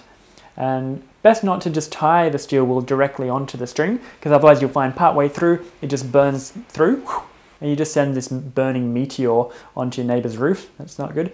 You're better off actually using a bulldog clip, clipping the bulldog clip onto the steel wool and tying the string onto the bulldog clip. Yeah, a few little tips like that might just save you a little bit of embarrassment. We also have a light painting tutorial on the website, and that just goes through all about how to take these long, slow exposures where you can draw things with the light, like the light orbs, or drawing pictures, or the steel wool. So you have a read through that as well and have some fun. Well, what about this photo of the glowing tent? Now, as much as MSR would like us to believe that tents are wonderfully warm, glowing havens, they're not. They're miserable, cold, horrible, wet, dark places. But to make it glow like that, you've just got to do whatever you can do in 30 seconds with light. So I've actually just dived inside the door of the tent there. You can still see my legs hanging out. And the little white lines in there, that's just me waving the torch around, trying to give it an even spread of light from the inside. But the thing about all of these low light photos, you can't even begin to do them unless you have a tripod. And I think that's the main reason why it's worth going and getting a tripod. It just opens up this whole world of photography for you. Don't get an enormously giant heavy one. Lots of people have that, but they just never take it with them anywhere. Get one that's small enough that you can be bothered to take it with you. When you're buying a tripod, I'd consider getting one that's with a ball head. That's nice and easy to move around. The old ones where you have to kind of adjust one lever this way and then some other adjustment here to go vertically, and it's quite awkward to use. A ball head is what I like, where you just undo one thing and you can point it wherever you want, lock it, and then it's nice and quick. And all tripods have a load limit that they're designed to support.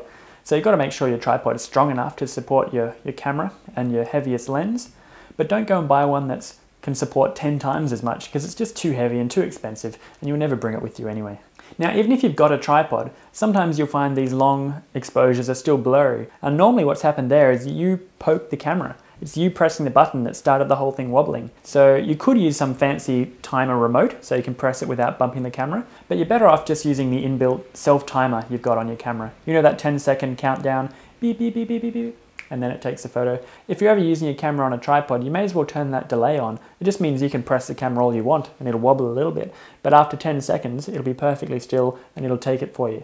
Also, it's a good idea if you're shooting on a tripod and you know everything is nice and stable, you should turn the stabilizer off on your lens, because some stabilizers actually end up introducing camera shake if the camera is really steady. So turn that off. Just remember to turn it back on again afterwards. Let's have a look at the different drive modes you might have in your camera. So you either have a button that's called drive, or a button that has these kind of symbols next to it, or you'll find your way there. But you get options like these ones. Single shooting, that's what you normally want. That's when you press the button once and you get one picture. That's normal. Or you've got rapid fire, continuous shooting, high speed continuous, and that's when you hold your finger down and the camera just takes as many photos as it can, as quickly as it can, until you take your finger off.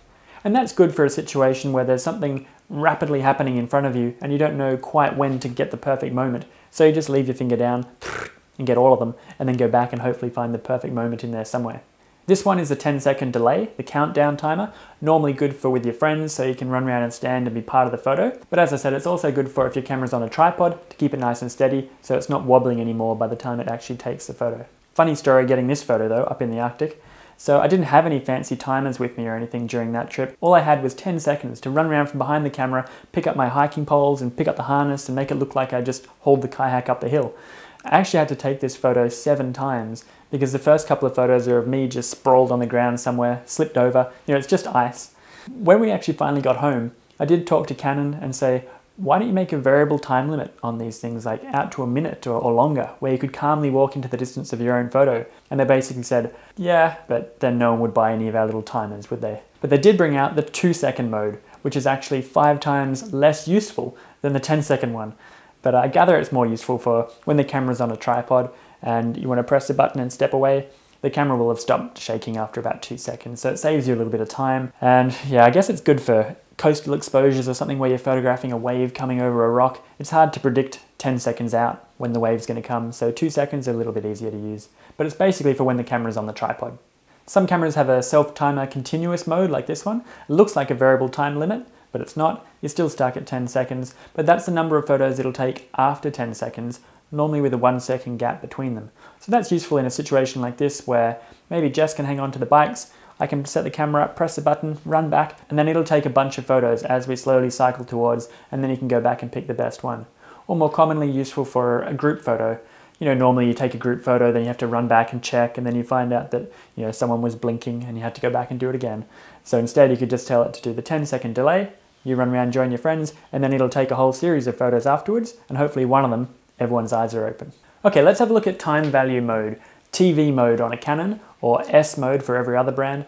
And in time value mode, you can choose whatever shutter speed you want, and the camera works out the aperture to go with it. It's just like the opposite of aperture mode. So you'd be using TV mode or S mode when getting a particular shutter speed is what's creatively most important to your photo.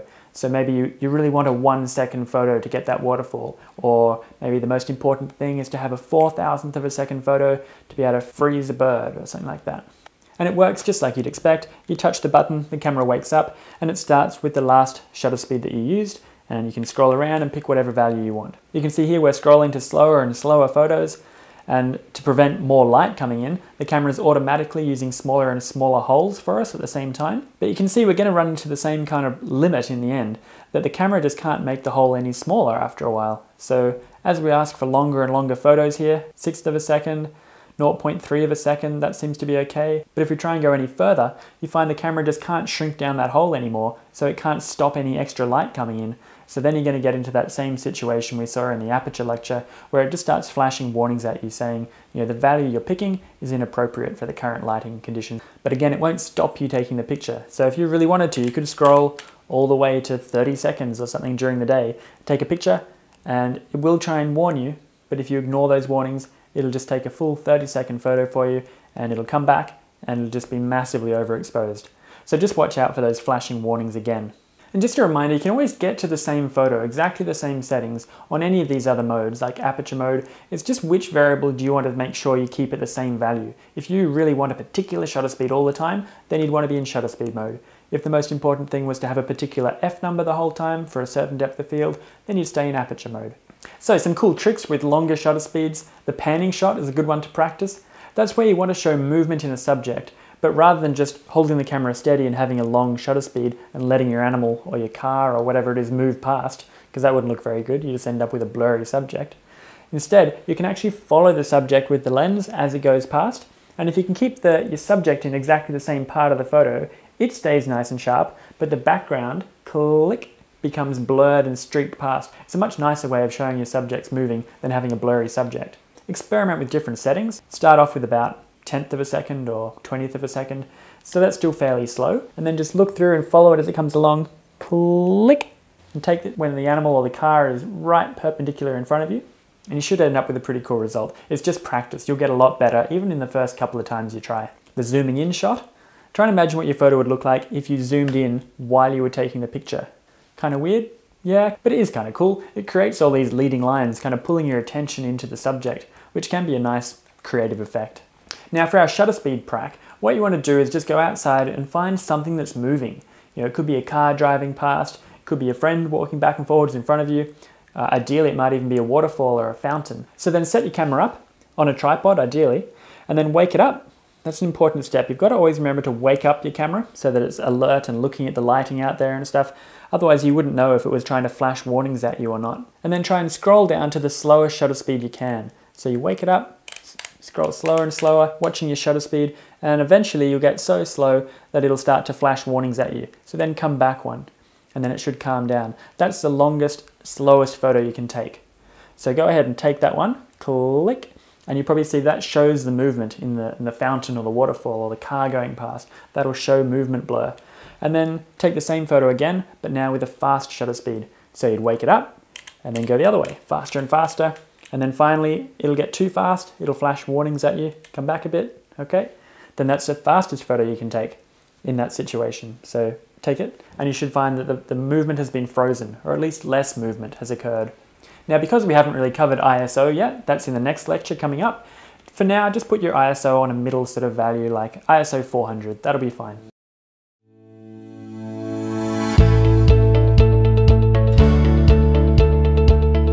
Okay, we better have a look at ISO and how that all fits together. And just a reminder, there's an ISO section in the booklet that goes with this course, as well as the little summary set of plastic clip cards. Got a handy little reference there if you ever forget any of these key tips. So ISO is basically a variable setting for how sensitive your camera is to light, how much light it needs to collect to be able to give you a correctly exposed photo. Now, ISOs go from about as low as 100, that's a fairly low value, unsensitive. That means it needs to collect an awful lot of light to be able to get you a picture. Or you could crank your ISO right up to 1600, several thousand, and then it's very sensitive. It doesn't need much light at all. Even a little brief amount of quite faint light and the photo's already finished and give you a correct exposure. Now there's all kinds of ways people have managed to get themselves confused about ISO, what it is and how you use it. Basically, this is the simplest way to understand ISO. The higher you turn your ISO, the more sensitive your camera is to light, so it doesn't need to collect so much light anymore to give you exactly the same picture.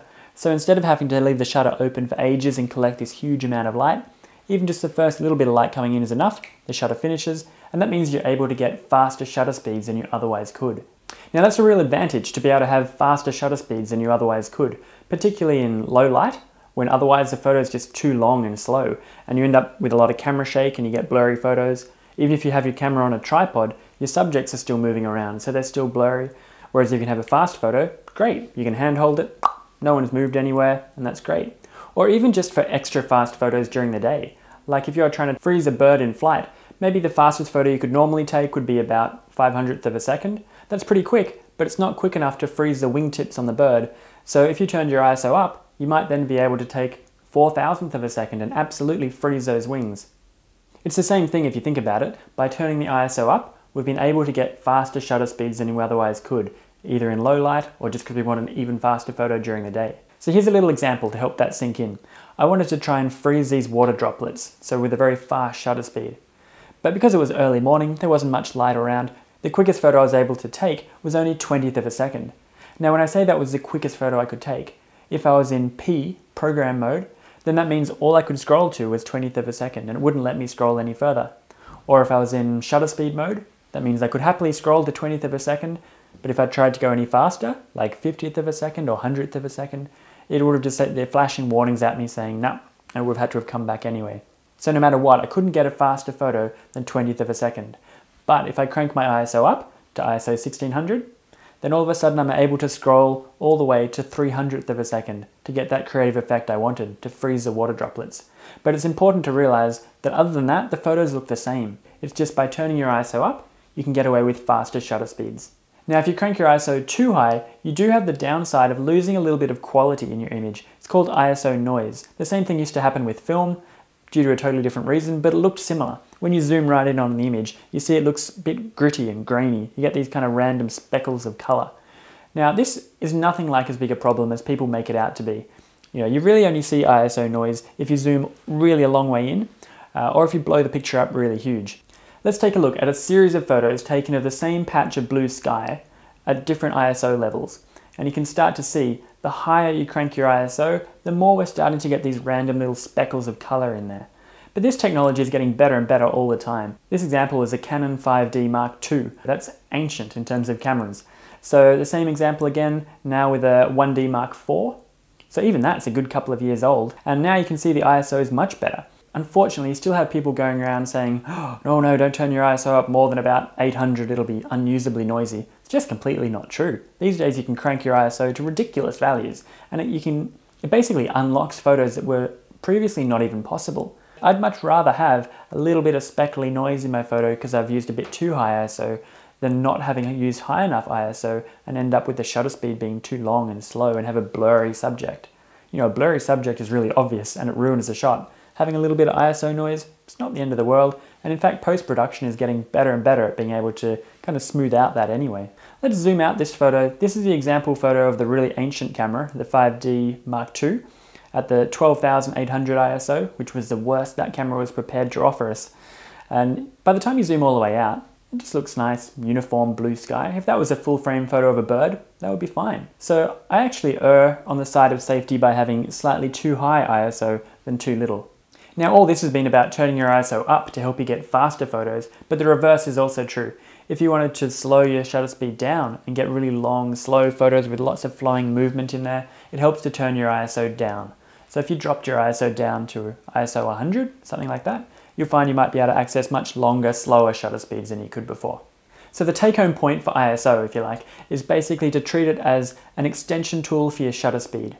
It's something you can completely forget about and ignore, really, until you find yourself going, gee, I just can't get a fast enough photo. You know, the bird's wings are still blurry or whatever it is. Then, turn your ISO up. Then you'll be able to access much faster photos than you could before. Or if you're like, I wanted to get a slower photo than I seem to be able to get. I want a longer photo for more movement blur. Then drop your ISO and you might find you'll be able to access much longer, slower photos. But to avoid noise, the idea is just to keep your ISO as low as you can. There's not much point having your ISO super high and getting really fast photos if you didn't need to, because you're also going to get that little bit of noise quality loss. So that's it really for ISO. You've already covered aperture and shutter speed, and together those three things form what's called the exposure triangle. They're the three variables you can control to affect the way the light ends up in your photo. So your shutter speed is how long the shutter is open for, how long the light's coming in for. Your aperture is the size of the hole, sort of how much light is coming in. And then your ISO is basically how much light it needs. So by varying all of those three things, you've got complete control over your camera. Now before we go out and practice ISO, I just want to touch on a couple of other camera modes, things like manual mode. Now unfortunately there's a real misnomer around with manual mode in that people think unless you're shooting on manual mode, you're somehow not getting the full creative control out of your camera. That's just completely not true. Values like aperture mode, shutter speed mode, they're still giving you complete control. You can still get to every setting you could imagine. You've still got exposure compensation, so you can still get the photo brighter or darker. A lot of people think you need to go to manual mode for that. In manual mode, you've got to do everything yourself. You've got to pick your own aperture, your own shutter speed, your own ISO, and it doesn't help you match them up. So if the lighting changes or if the scene changes, you just end up with incorrectly exposed photos all the time unless you're forever watching that little light meter and balancing all these values and juggling them around. Now manual mode is useful in situations like in a studio where you want to be able to set your values at once and you don't want anything to change depending on different subjects moving in front, or complex flash work. You don't want your camera to respond to the ambient light because you're going to change the whole world with different flashlights, things like that. Then manual mode has a use. But normally out in the real world, running around where the lighting's changing and that kind of stuff, it's just slowing you right down. Bold mode is another mode that's worth looking at. This is how you can get beyond that 30-second limit and start taking longer, 2-hour star trail photos or something like that. If you don't have a bold mode, don't worry, it'll be hiding inside your manual mode. So in bold mode, you can pick whatever aperture you want, but then with your shutter speed, it's determined by how long you leave your finger on the shutter button for. So you could actually hold your finger on there for an hour and get an hour star trail photo or something. Obviously you'd introduce a lot of camera shake and your finger would get a bit sore.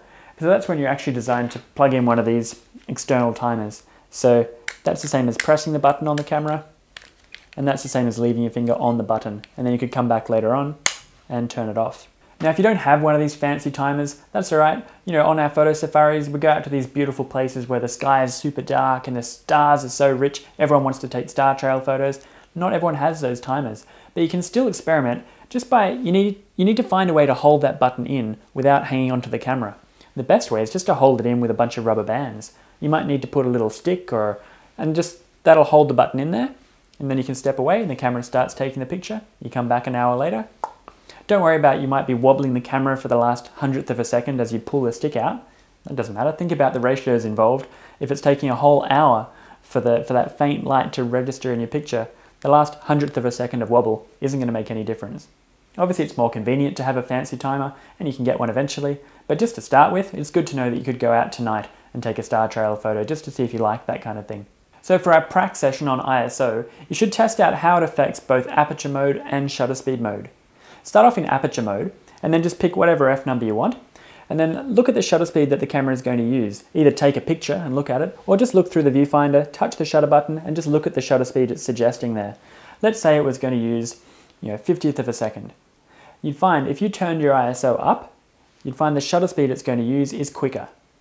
So if you doubled your ISO, it's going to double your shutter speed.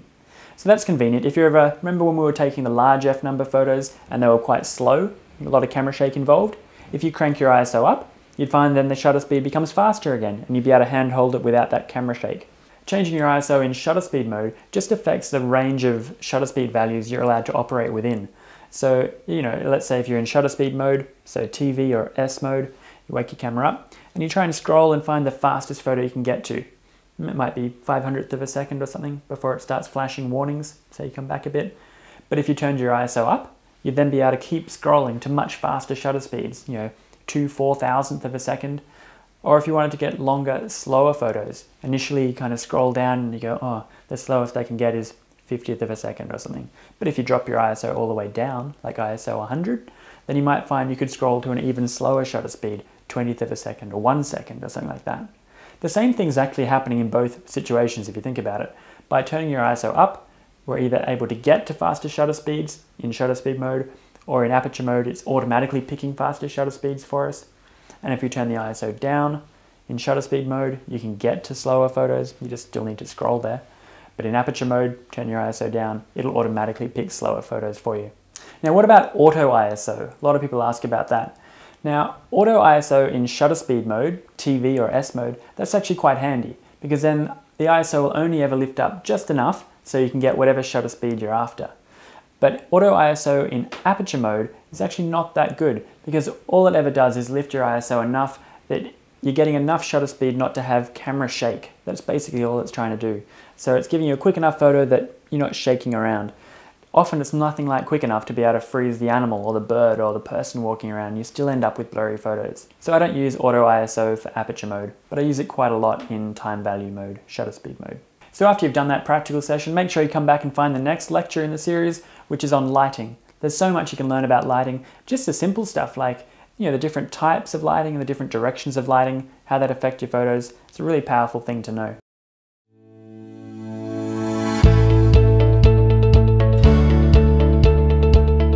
So in this lecture, we're going to look at lighting.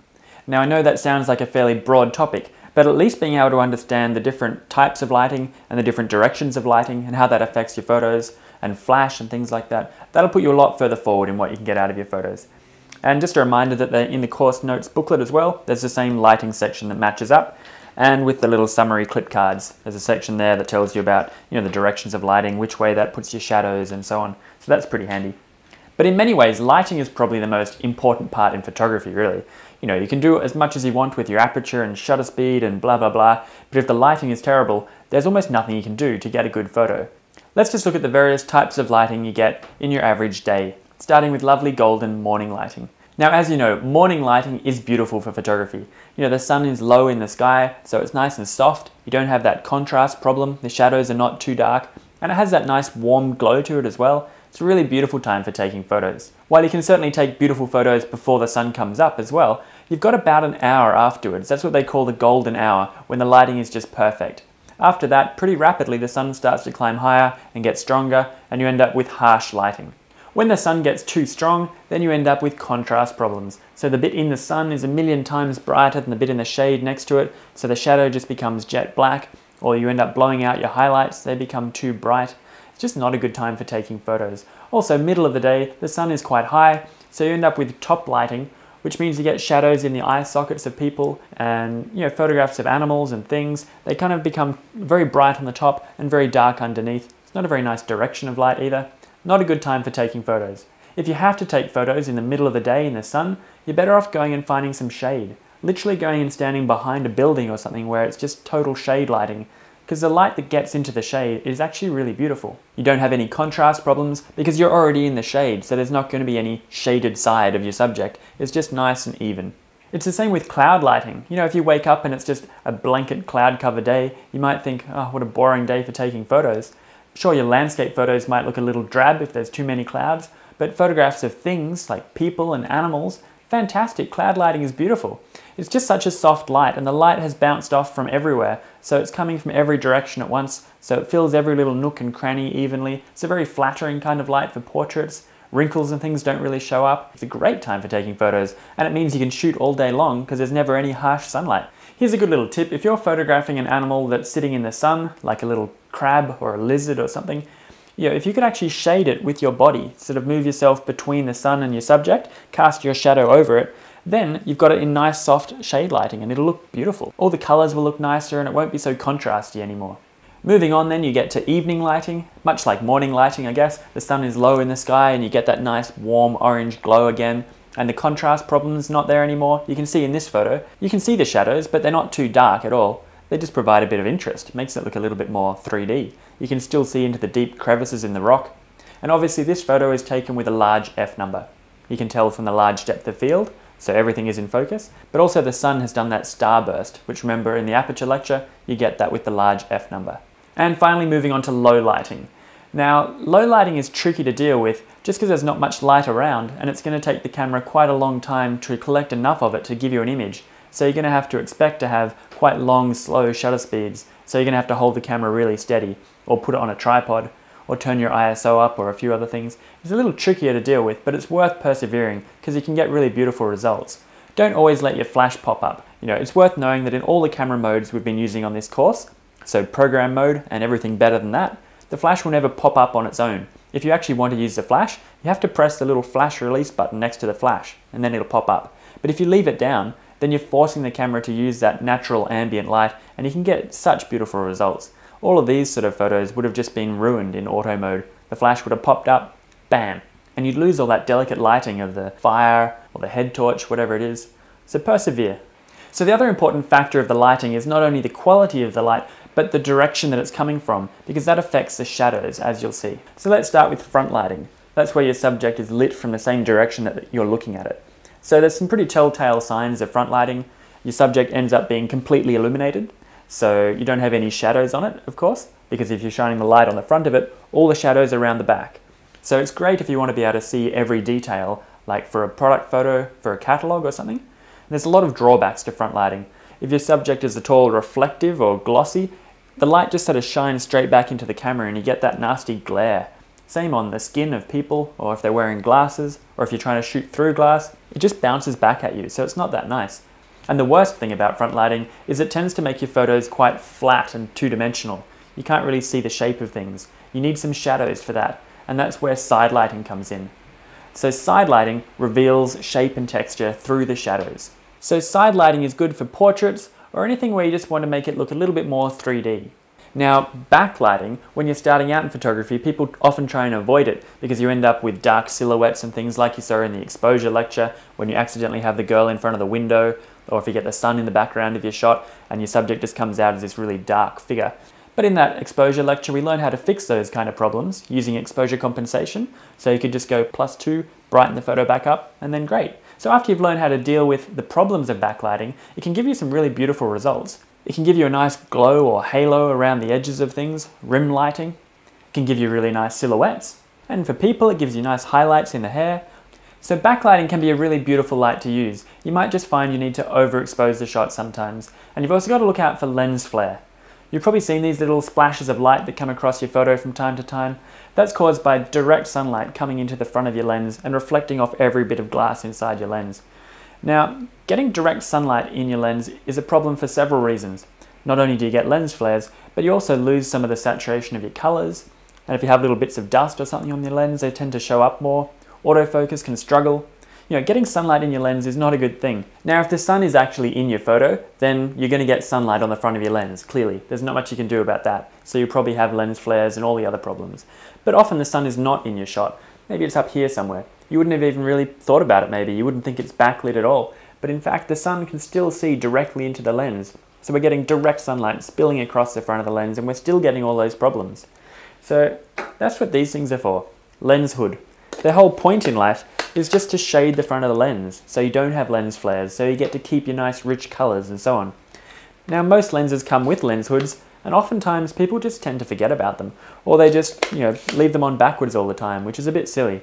That makes it smaller so you can put it into your camera bag, but every time you're photographing, you really should get in the habit of getting it out and putting it on.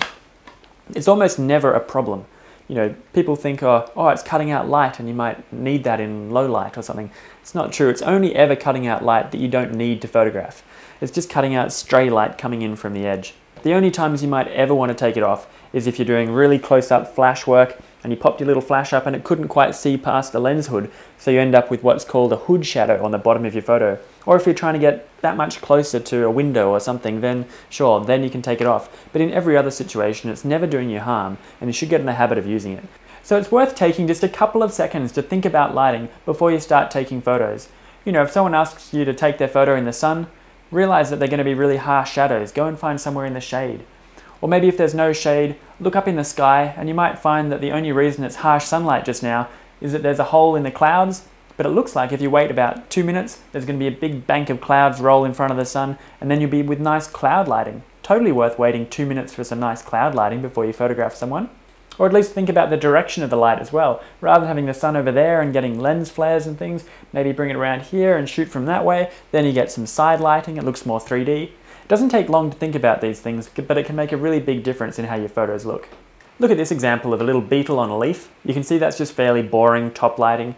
But instead, if you turn the leaf up to the light and had the light coming through it, then you get beautiful colors coming through the leaf, and there's a real silhouette of the beetle, and it looks fantastic. Okay, let's take a look at flash. Definitely not just for nighttime use. In fact, I use my flash a lot more during the day than I ever do at night. Because if you use it during the day, you can fill in those harsh shadows caused by strong sunlight. This example is crying out for some fill flash. Look at those harsh shadows under the hat, and it's just all so contrasty. But if we just pop the flash up, take the same photo again, that looks much better. And the great thing is it doesn't even look flash, does it? It looks quite natural. If you take a flash photo at night, normally it looks pretty flashed, but during the day, you can just slip some light into the shadows there. When you're doing that, it's a technique called fill flash.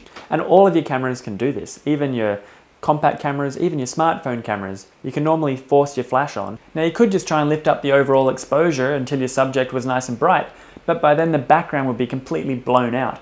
So you're better off just popping your flash up, throwing some light in there, and filling in those shadows to being the same brightness as the background, and then it all looks great. You can also use your flash to add a little glint or a sparkle into the eyes of people or animals. It's called a catch light. It makes a big difference, just brings them to life a bit more. It doesn't have to be a flash, you just need to be able to see the reflection of something quite bright in their eyes. It could just be a window or something like that, but a flash is an easy way to try. So maybe in the last of a batch of photos you've taken, pop your flash up, just see the effect you get. Okay, we better have a look as to why on earth you'd buy one of these giant external flashes if you already have a little inbuilt or pop-up flash in your camera. Most people just assume it's because these are obviously bigger, more powerful, you can penetrate the dark further. Well, that's true, but that's actually not the main reason you'd buy one of these. It's because of the amazing creative lighting options these kind of things open up to you. Because with a pop-up flash or an inbuilt flash, all you've ever been able to do is just harsh front lighting. And we saw before, there's nothing nice about harsh front lighting. You know, you get reflections and glare, and it makes your photos look very flat and two-dimensional. That's all you've ever been able to do before. But if you put one of these on instead, then instead of harsh front lighting, you can turn it to the side and get bounce flash. You bounce it off a wall and it drifts back, and then you've got soft side lighting. Of course, you do need a wall or something to be able to reflect the flashlight off. Not much good being outside and turning the flash to the side and hoping you're going to get some light back. But in those situations, you just take the flash off the camera. You know, connect it via a hot shoe extension cable, or a lot of flashes are wireless now, and that just lets you get the flash to the side a little bit to give you some side lighting, so your photos look more three-dimensional. Of course, it would be fairly harsh, because you've got a flash gun pointing straight at your subject, but what you can do in those situations then is just pull out a little flash diffuser, or in fact a lot of flashes, you can buy big external plastic diffusers, and they just make the light come from a softer, more gradual kind of area, and you just end up with more three-dimensional photos. Using flashes these days is just so easy. It used to be quite complicated. You have to learn about things like inverse square laws and guide ratios and that kind of stuff, but these days it just does it all for you. Modern ETTL flashes. In fact, when you take a picture, the flash actually sets off a little pre-flash first, and the camera looks at how bright that's made your subject, and then adjusts the power of the flash for the real photo. So you end up with exactly whatever brightness you've asked for on your flash exposure compensation. It's just so easy. Bounce flash, you know, you just turn the camera to the side and take the photo again, and you'll still end up with the correct amount of light. Look at this example. So this is classically front flashed. Looks like a stunned rabbit and looks a bit two-dimensional. But now just turn the flash to the side, bounce it off a wall, and you get nice soft side lighting. It just looks so much nicer and more 3D. Let's look at white balance. White balance is about making your colors come out correctly, making things that are supposed to be white, making them come out looking white, not slightly blue or slightly orange. It's quite a tricky thing that your camera's got to do for you actually, because you're never photographing under pure white light with the entire spectrum in there. You know, most indoor lighting is a little bit orange, shade lighting is a little bit blue, and if you use the wrong white balance setting, your colors just come out a little bit off. Now thankfully, all of our cameras have auto white balance, AWB, and honestly that's the one you want to leave it set on almost all the time. Not only does it do a really good job at working out what kind of frequencies of light are out there and adjusting it properly, but the main thing is it'll remember to check it every single time. You know, you see people running around trying to set their own white balance, and most of the time they just forget, and you end up with photos with weird colors. But the reason you need to know about white balance is because eventually your photos might start looking like one of these. If you ever find yourself thinking, gee, there's something weird in the color department, color is a white balance problem. So go and check your white balance setting. You'll probably find you've just accidentally slipped off auto white balance and you're on shade or tungsten or something like that. Put it back on auto, it'll probably fix it right back up. If it doesn't, if you're literally on auto white balance and the colors are still weird, it's a pretty unusual situation. Maybe the camera got tricked because there were two types of light around or something. Then and only then would you bother going into your white balance setting and actually choosing one of those values. Tungsten, daylight, fluorescent, flash, cloudy, shade. And if none of them are right, there's even a custom white balance in a lot of cameras where you can just photograph something that's white and tell the camera to make that come out white, and then it'll correct it for that.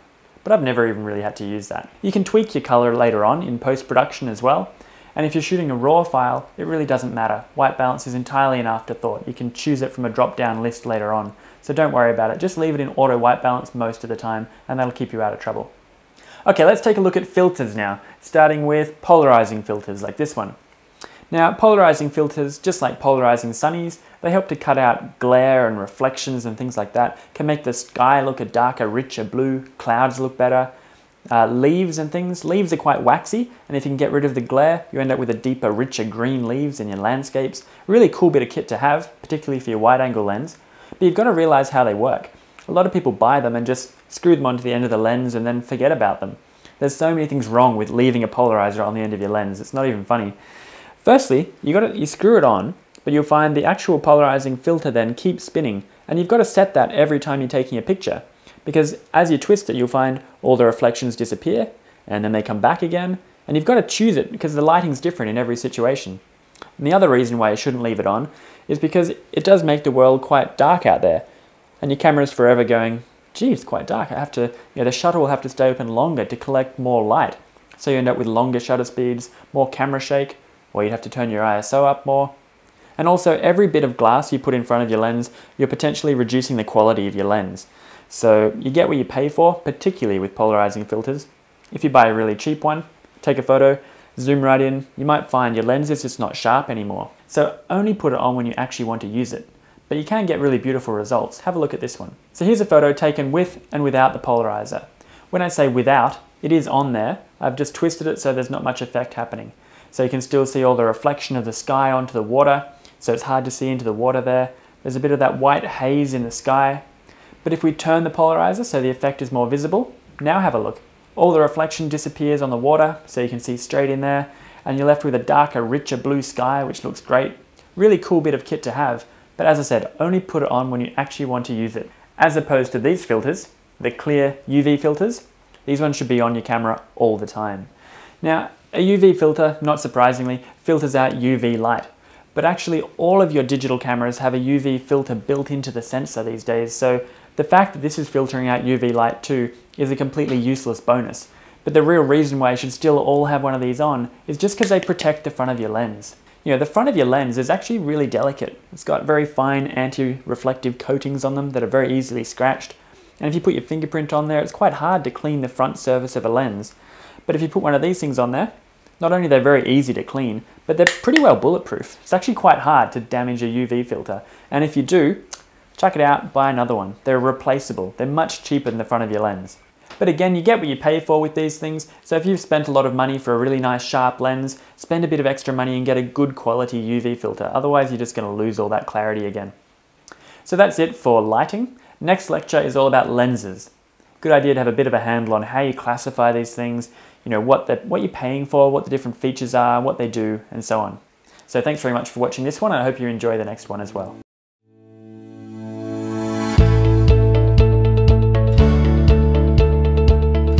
Alright, in this lecture we're going to look at lenses. There's obviously a million different types of lenses, and it's a good idea to have a bit of a handle on how you classify them, what the different types do, and so on. And just a reminder that there's a whole lens section in our course notes booklet as well that you can get online, as well as those plastic summary clip cards, little section there reminding you what you want to do. So lenses. Basically, you can divide lenses into about 4 basic categories. Things called standard lenses, whatever they are, and then you've got wide-angle lenses, telephoto lenses, and the rest you can just safely sweep into the other category. They just do creative, interesting things. We'll look at them as well. But a standard lens just sees a similar view to the human eye. So that means if you put the camera up to your face, nothing seems to change about the view when you're looking through the lens. It doesn't suddenly become looking through a telescope or looking really wide. It's just a normal sort of view. It's just a standard sort of shot. That's a standard lens. But a wide-angle lens obviously lets you fit in a wide-angle view for situations like this where you just wish you could fit in more. For a landscape or a really cramped situation like indoors, all real estate photography is wide-angle stuff. Not much good showing people what that bit of the kitchen wall looks like. You've got to see the entire room. Or if you're in a car and you want to photograph the driver and be able to see out through the window, see where he's driving towards. There's a lot of situations where wide-angle lenses are quite handy, not just landscapes. And then you've probably all done this as well, where you take a photo of a little bird and it turns out like that. Whereas what you really wanted was a photo more like this one, which is like where you've got a telescope stuck on the end of your camera. So that's what a telephoto lens does. Like a telescope, it lets you zoom right in and see distant things and make them fill the frame. And those other lenses just do creative things, like a really detailed close-up photo of just the eye of this bird. Well, a macro lens will let you focus very close. You've still got to get very close. That's a pretty tame bird to get that close. But a macro lens is pretty amazing. You can get really quite close to things and the lens will still function, whereas most lenses have a minimum focus distance of quite a long way away. So you can get really close to even small things and make them look really big. So there's actually a whole world out there of amazing little detail photos. Not only bugs and things like that, but raindrops and reflections and textures and feather details. Honestly, I really love macro lenses. If you're trying to think of what lens to buy next, you've already got a wide and a fairly long lens. What are you going to buy next? It's basically either a bit wider or a bit longer than you've ever had, but it's sort of more of the same. But really, a macro lens will open up a whole new world that you've never been able to experiment with before. I'd really recommend doing that. And don't forget, they don't only focus up close. It's a normal lens in every other regard. You can focus a long way away as well. In fact, they're excellent portrait lenses because normally macro lenses go down to a nice small f number, about f2.8. So that's great for portraits as well. Small f number, small depth of field, beautiful blurry backgrounds. They're a really nice lens to have. Other interesting creative lenses would be fisheye lenses. They just give you a really wide angle of view, almost 180 degrees. And they kind of have a bit of a distortion or a bow on the horizon as well. Tilt shift lenses, there's all kinds of other lenses that just do creative things really. But really, it all depends on the angle of view that the lens can see. So if that was wide angle, that might be standard, and that might be telephoto. But the way you measure the angle on the lens is with what's called the focal length. So if you pick up a lens, it'll have a measurement written on there. It might be 16 to 35 millimeters. And you'll sit there going, 16 to 30, what does that even relate to? Focal length is just a measure of how the light is focused inside the lens. You can see if this was a 20mm lens, then maybe this would be a 50mm lens, and that would be 150. But you get the idea. The longer the focal length, the kind of narrower the field of view, the more like a telescope. And the shorter the focal length is, the wider the view becomes. But the only thing you really need to try and remember is that it's all centered around 50mm. That's standard, that's the normal value. So 50mm, that's what the human eye sees. So anything shorter than a 50mm lens becomes a wide-angle lens. 24mm, that's a wide-angle lens. 10mm, super wide. Anything longer than 50mm is then a telephoto lens. So 100mm is a telephoto, 200, 400, 600mm is a super telephoto lens. So this brings us to a useful little rule of thumb that some of you might find useful. People like to know, what shutter speed can you get away with hand holding? When do you really need to dig out a tripod? No one likes tripods. There is no one flat answer for it. It depends on your focal length of the lens. It depends on how much you've zoomed in, which kind of makes sense if you think about it. If you've ever used a really long lens or a telescope and tried to hand hold it, your own handshake is just sort of jumping around everywhere, and to get a sharp shot with that, you need a super fast shutter speed. But if you have a really wide angle lens, you can wobble around and you barely see anything change. So you can actually get away with quite long, slow photos for a wide angle lens. So basically, the rule of thumb is try not to handhold anything slower than 1 on the focal length of the lens. Now I know that sounds like an Einstein equation and people tune out as soon as they see a fraction, but it's actually really easy to use. And it's not exact science anyway, because things like stabilizing comes into play as well, and whether you've got a full frame or a crop body, all this different stuff, but it's still a good ballpark, gives you an idea. So it's saying if you're using a 50mm lens, or you've zoomed your lens in until it has about 50 on its focal length measurement there, you'd want about a 50th of a second to be able to get away hand holding it. But if you're using a 500mm lens, so a telephoto lens, then you probably want about 500th of a second, otherwise you're going to have camera shake. It makes sense, it's just saying the longer the lens is, the more it's going to be wobbling around, so the faster you need to be if you're going to try and hand hold it. So what are zoom lenses? Zoom just simply means you can zoom between different focal lengths. So this one, for example, 24mm to 105, 24 being wide angle, and 105 being a bit telephoto. So that's quite a versatile lens. I leave that lens on my camera a lot of the time until I've got a reason to put something else on, like this lens, which is a 100 to 400mm lens. So that's telephoto to super telephoto. That's an excellent lens for sport or wildlife. It's really convenient. A lot of guests will take this kind of lens on photo tours with us. What about lenses that can't zoom at all? They're called prime lenses or fixed focal length lenses. And often, confusingly, they're even more expensive. And I used to think, why would you pay so much more for a lens that you can't even zoom? What's going on? Well, it's basically because as soon as you allow a lens to zoom, you introduce all kinds of problems. You know, the highest quality lenses are the ones that are designed to do just one job and do it perfectly. Take a look at this one. So this lens is trying to be a good 70mm lens. It's also trying to be a good 300mm lens. You know, they're completely different lenses, really. They should be. Each bit of glass in there should be shaped completely differently to do those two jobs. And also, see how it's got to slide in and out? That means there's got to be slop in the system. You can see it wobbles. That's no good. So you zoom out, it sags down a little bit, so all the optics aren't perfectly aligned, so you get little chromatic aberrations and rainbows and just not very sharp photo. So in many ways, the more a lens tries to do, the less good it is at any particular point along the way. It becomes a bit of a jack of all trades. Now that's not always true. You can pay a fortune and have lenses that actually do a really good job, even though they're quite versatile, but it's just a general rule of thumb. You know, you find lenses that do all the way from, 18mm to 250 or more. They're incredibly versatile. You never have to change lenses and it's lightweight for traveling. So they've got their pluses as well, but it's also not going to be the highest quality lens. Okay, the last bit of jargon. What is the speed of a lens? People talk about, oh, it's a fast lens. What does that mean? The speed of the lens is just the smallest f number you can get to. Remember back in the Aperture lecture, it was all about scrolling down to really small f numbers, which gave you beautiful blurry backgrounds and nice fast photos. Well, that's a small f number is a fast lens. It's called speed just because you imagine a small f number, being a big hole, can let lots of light in quickly and you can take quite fast photos even in low light. So that's it. We can now understand the naming convention that they write around the end of lenses, either around the edge or inside the rim sometimes. So let's take a look at this one. EF, that's just Canon's branding. Electrofocus. 24 to 105, that's just telling us the range of the focal lengths, how much it can zoom between. So 24 being wide angle, 105 being a bit telephoto. Great.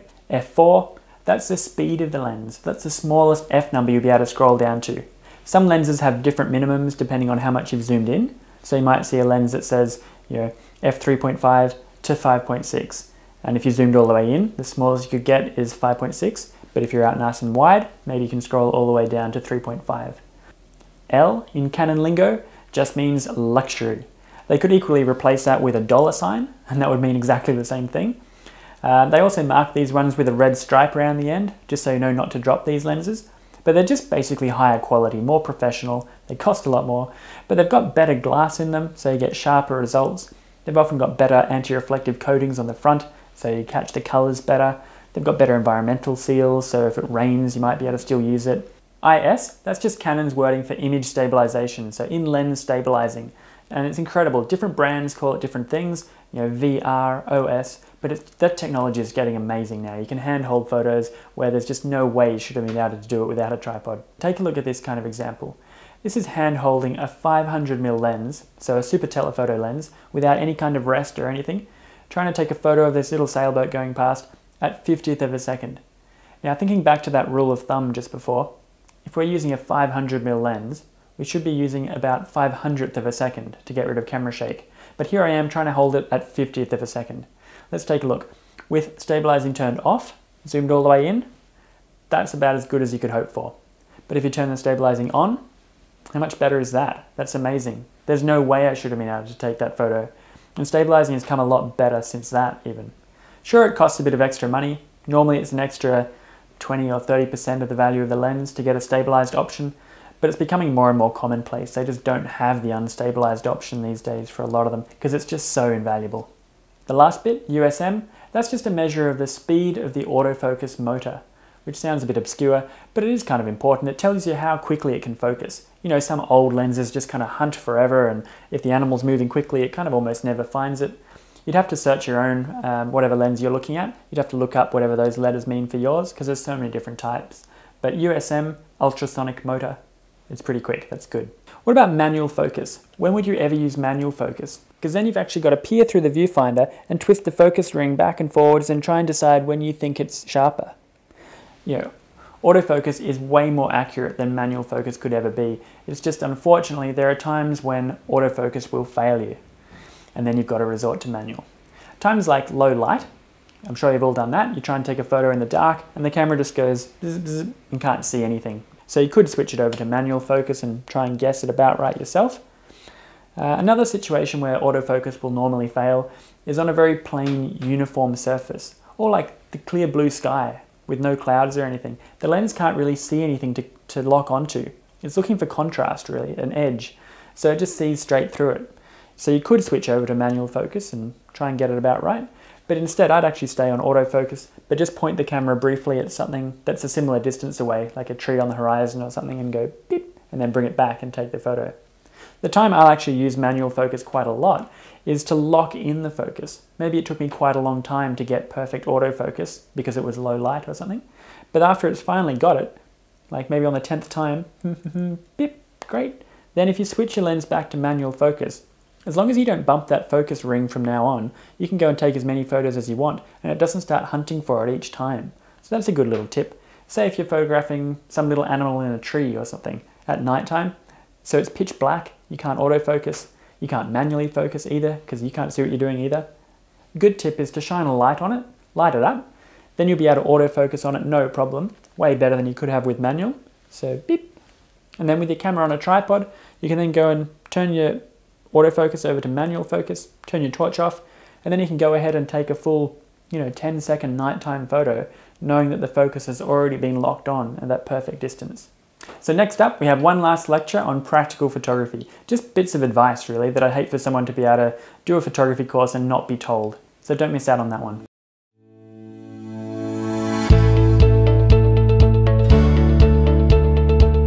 For this final lecture in the online photography course, we're going to have a look at practical photography. So it's just an eclectic bunch of things I'd hate for someone to be able to finish a photography course and not be told. Things like keeping your camera clean, trying to break into the industry, a little bit of post-production and so on. But to start with, you've probably all got to agree with me that one of the big advantages of digital photography is that you can just take so many photos and delete all the bad ones later on, right? Well, deleting them later on is something I'd encourage, rather than at the time.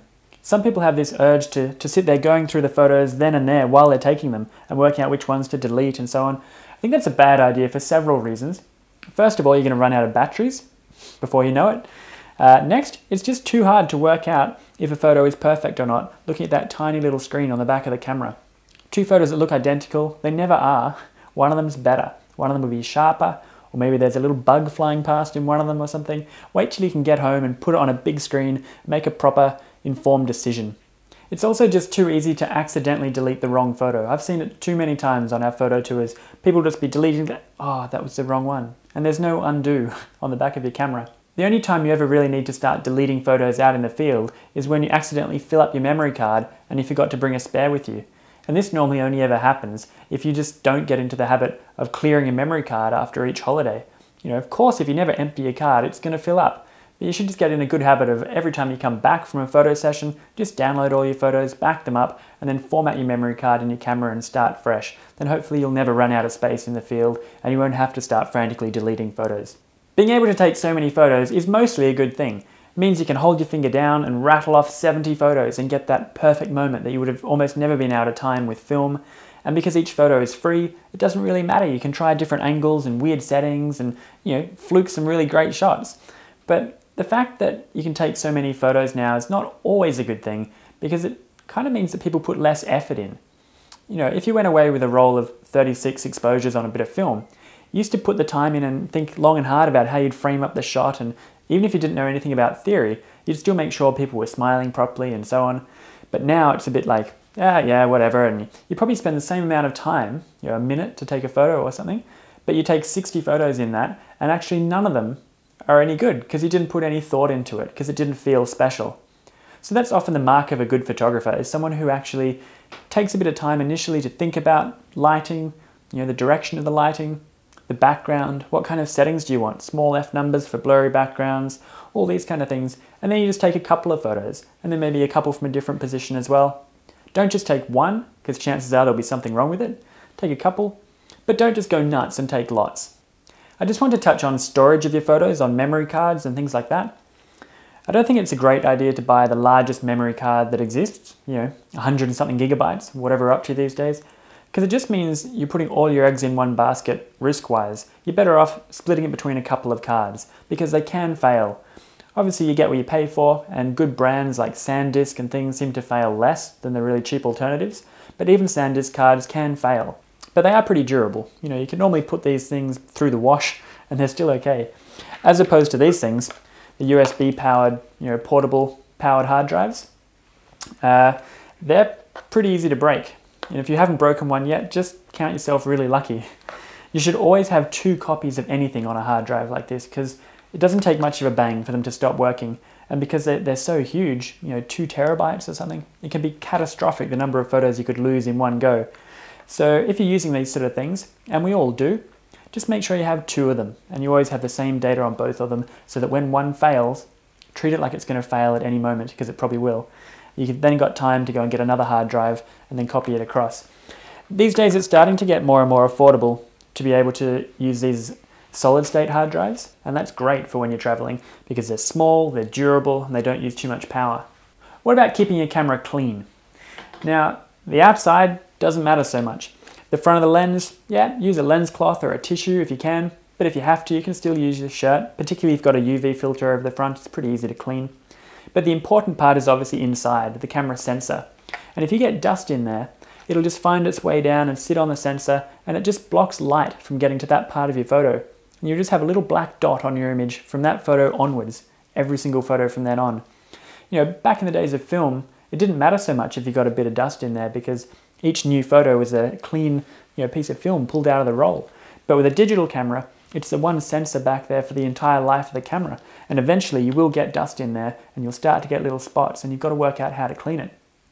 I actually take a test photo every couple of days or weeks, depending on how dusty the environment is that I'm in, just to check. So I go on to aperture mode and use a really large f number. Think of it as a big f number for a big depth of field. It'll show up all the dust.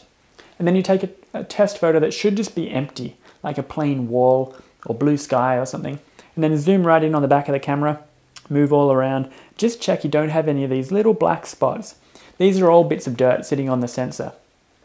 If you can see them looking through your viewfinder, then they're not on the sensor. They'll be on the eyepiece. Up inside the eyepiece, you can clean that if you want to.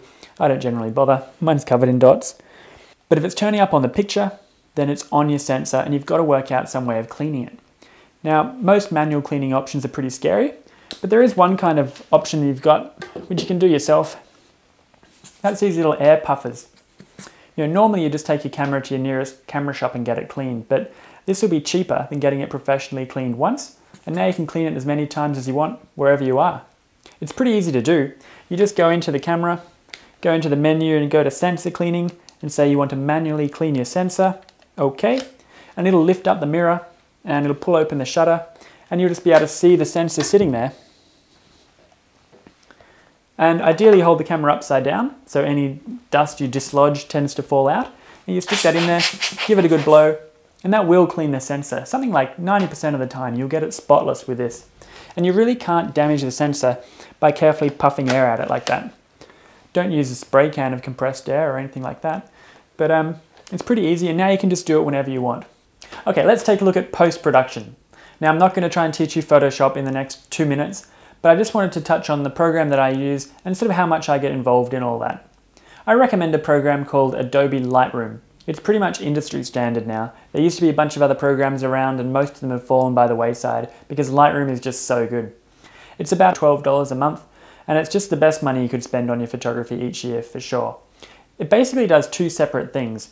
Half of the program is about keeping your photos organized, so it helps you with that logical workflow progression of downloading your photos onto your computer, give them logical file names, putting them in a logical date folder structure so you can find things, tagging them with keywords and ranking them and pulling them into little albums so you can kind of access them all conveniently. But the other half of the program is actually tweaking your photos a little bit.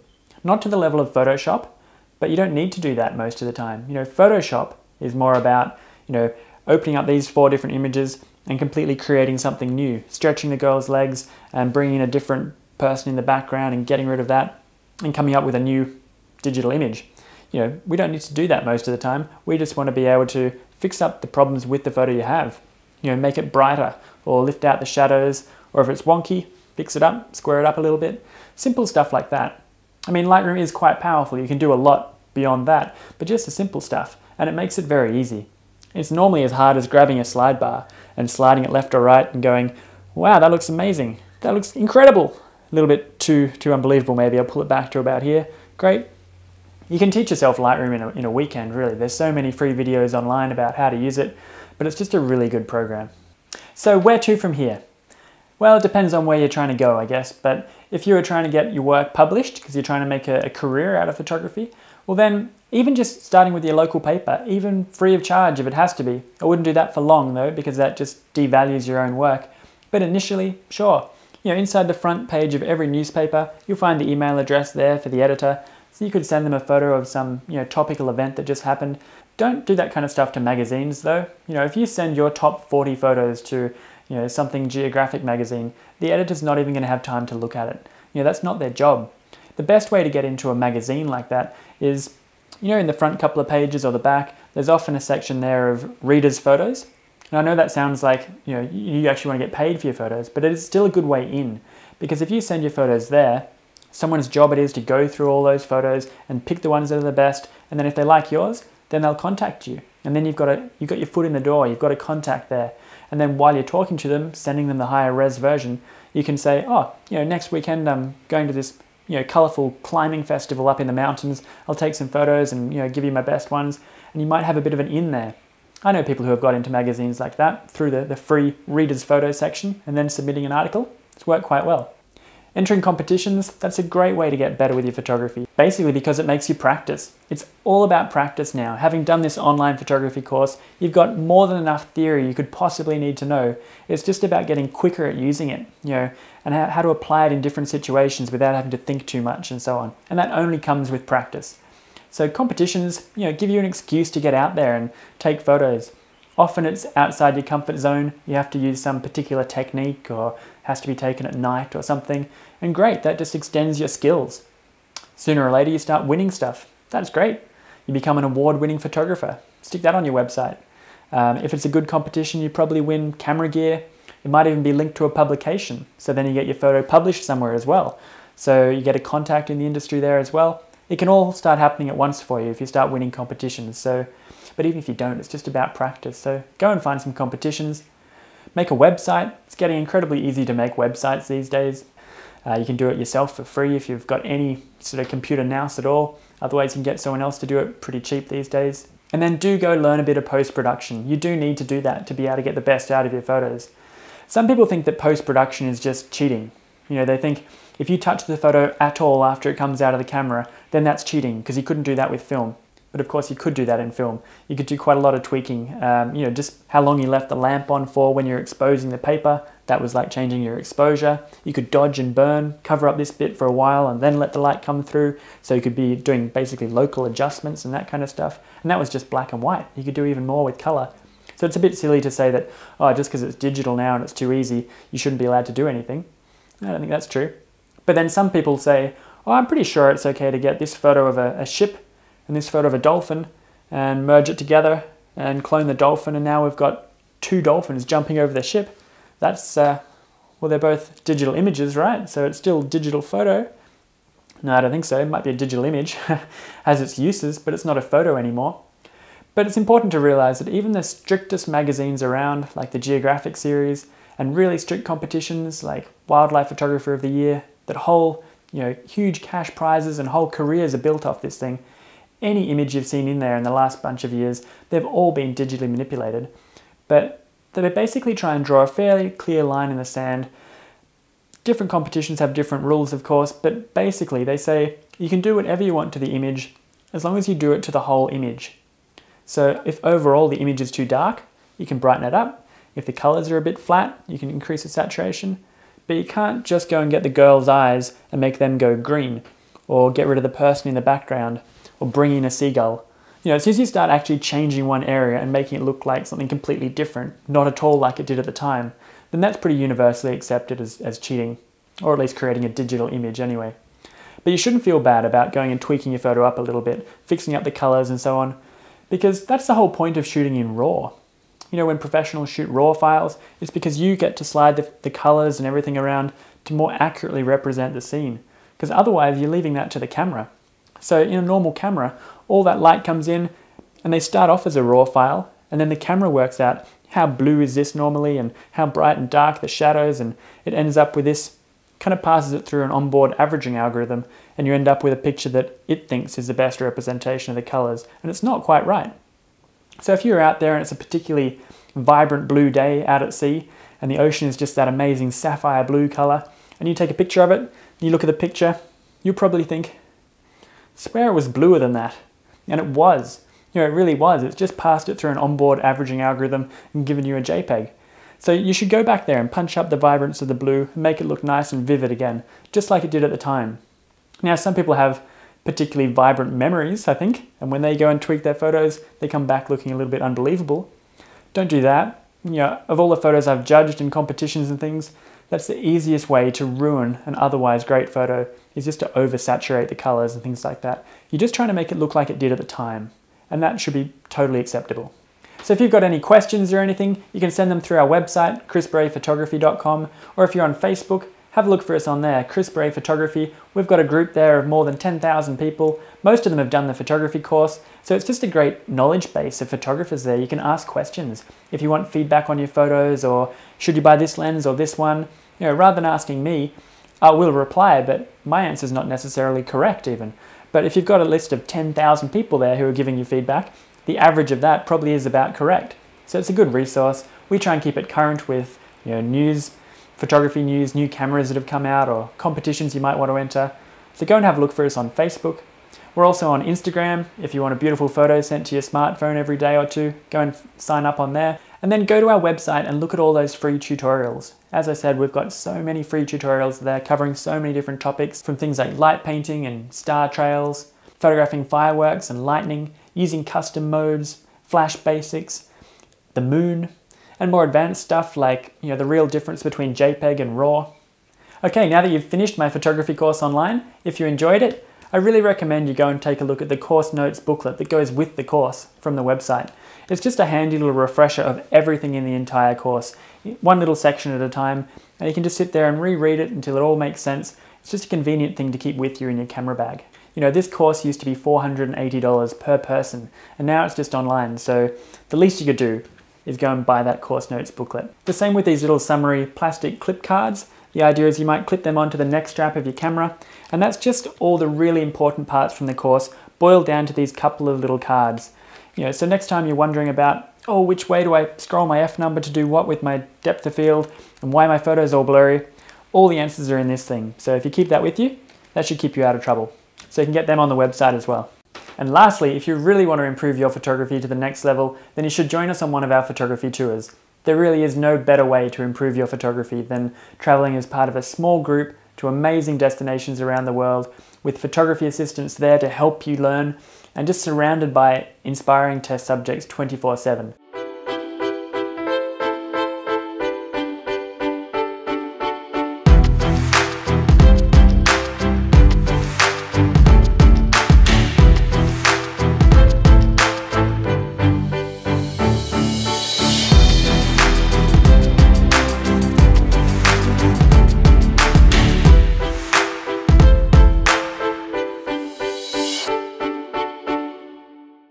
So log on to our website, chrisbrayphotography.com, and check out all the amazing destinations we're running these tours to, and hopefully one day you can join us on one of them. Now, if you've enjoyed this online photography course, please do share it with your friends on Facebook or whatever. We want as many people as we can to see it. And thanks very much for taking the time to watch this course. I really appreciate it.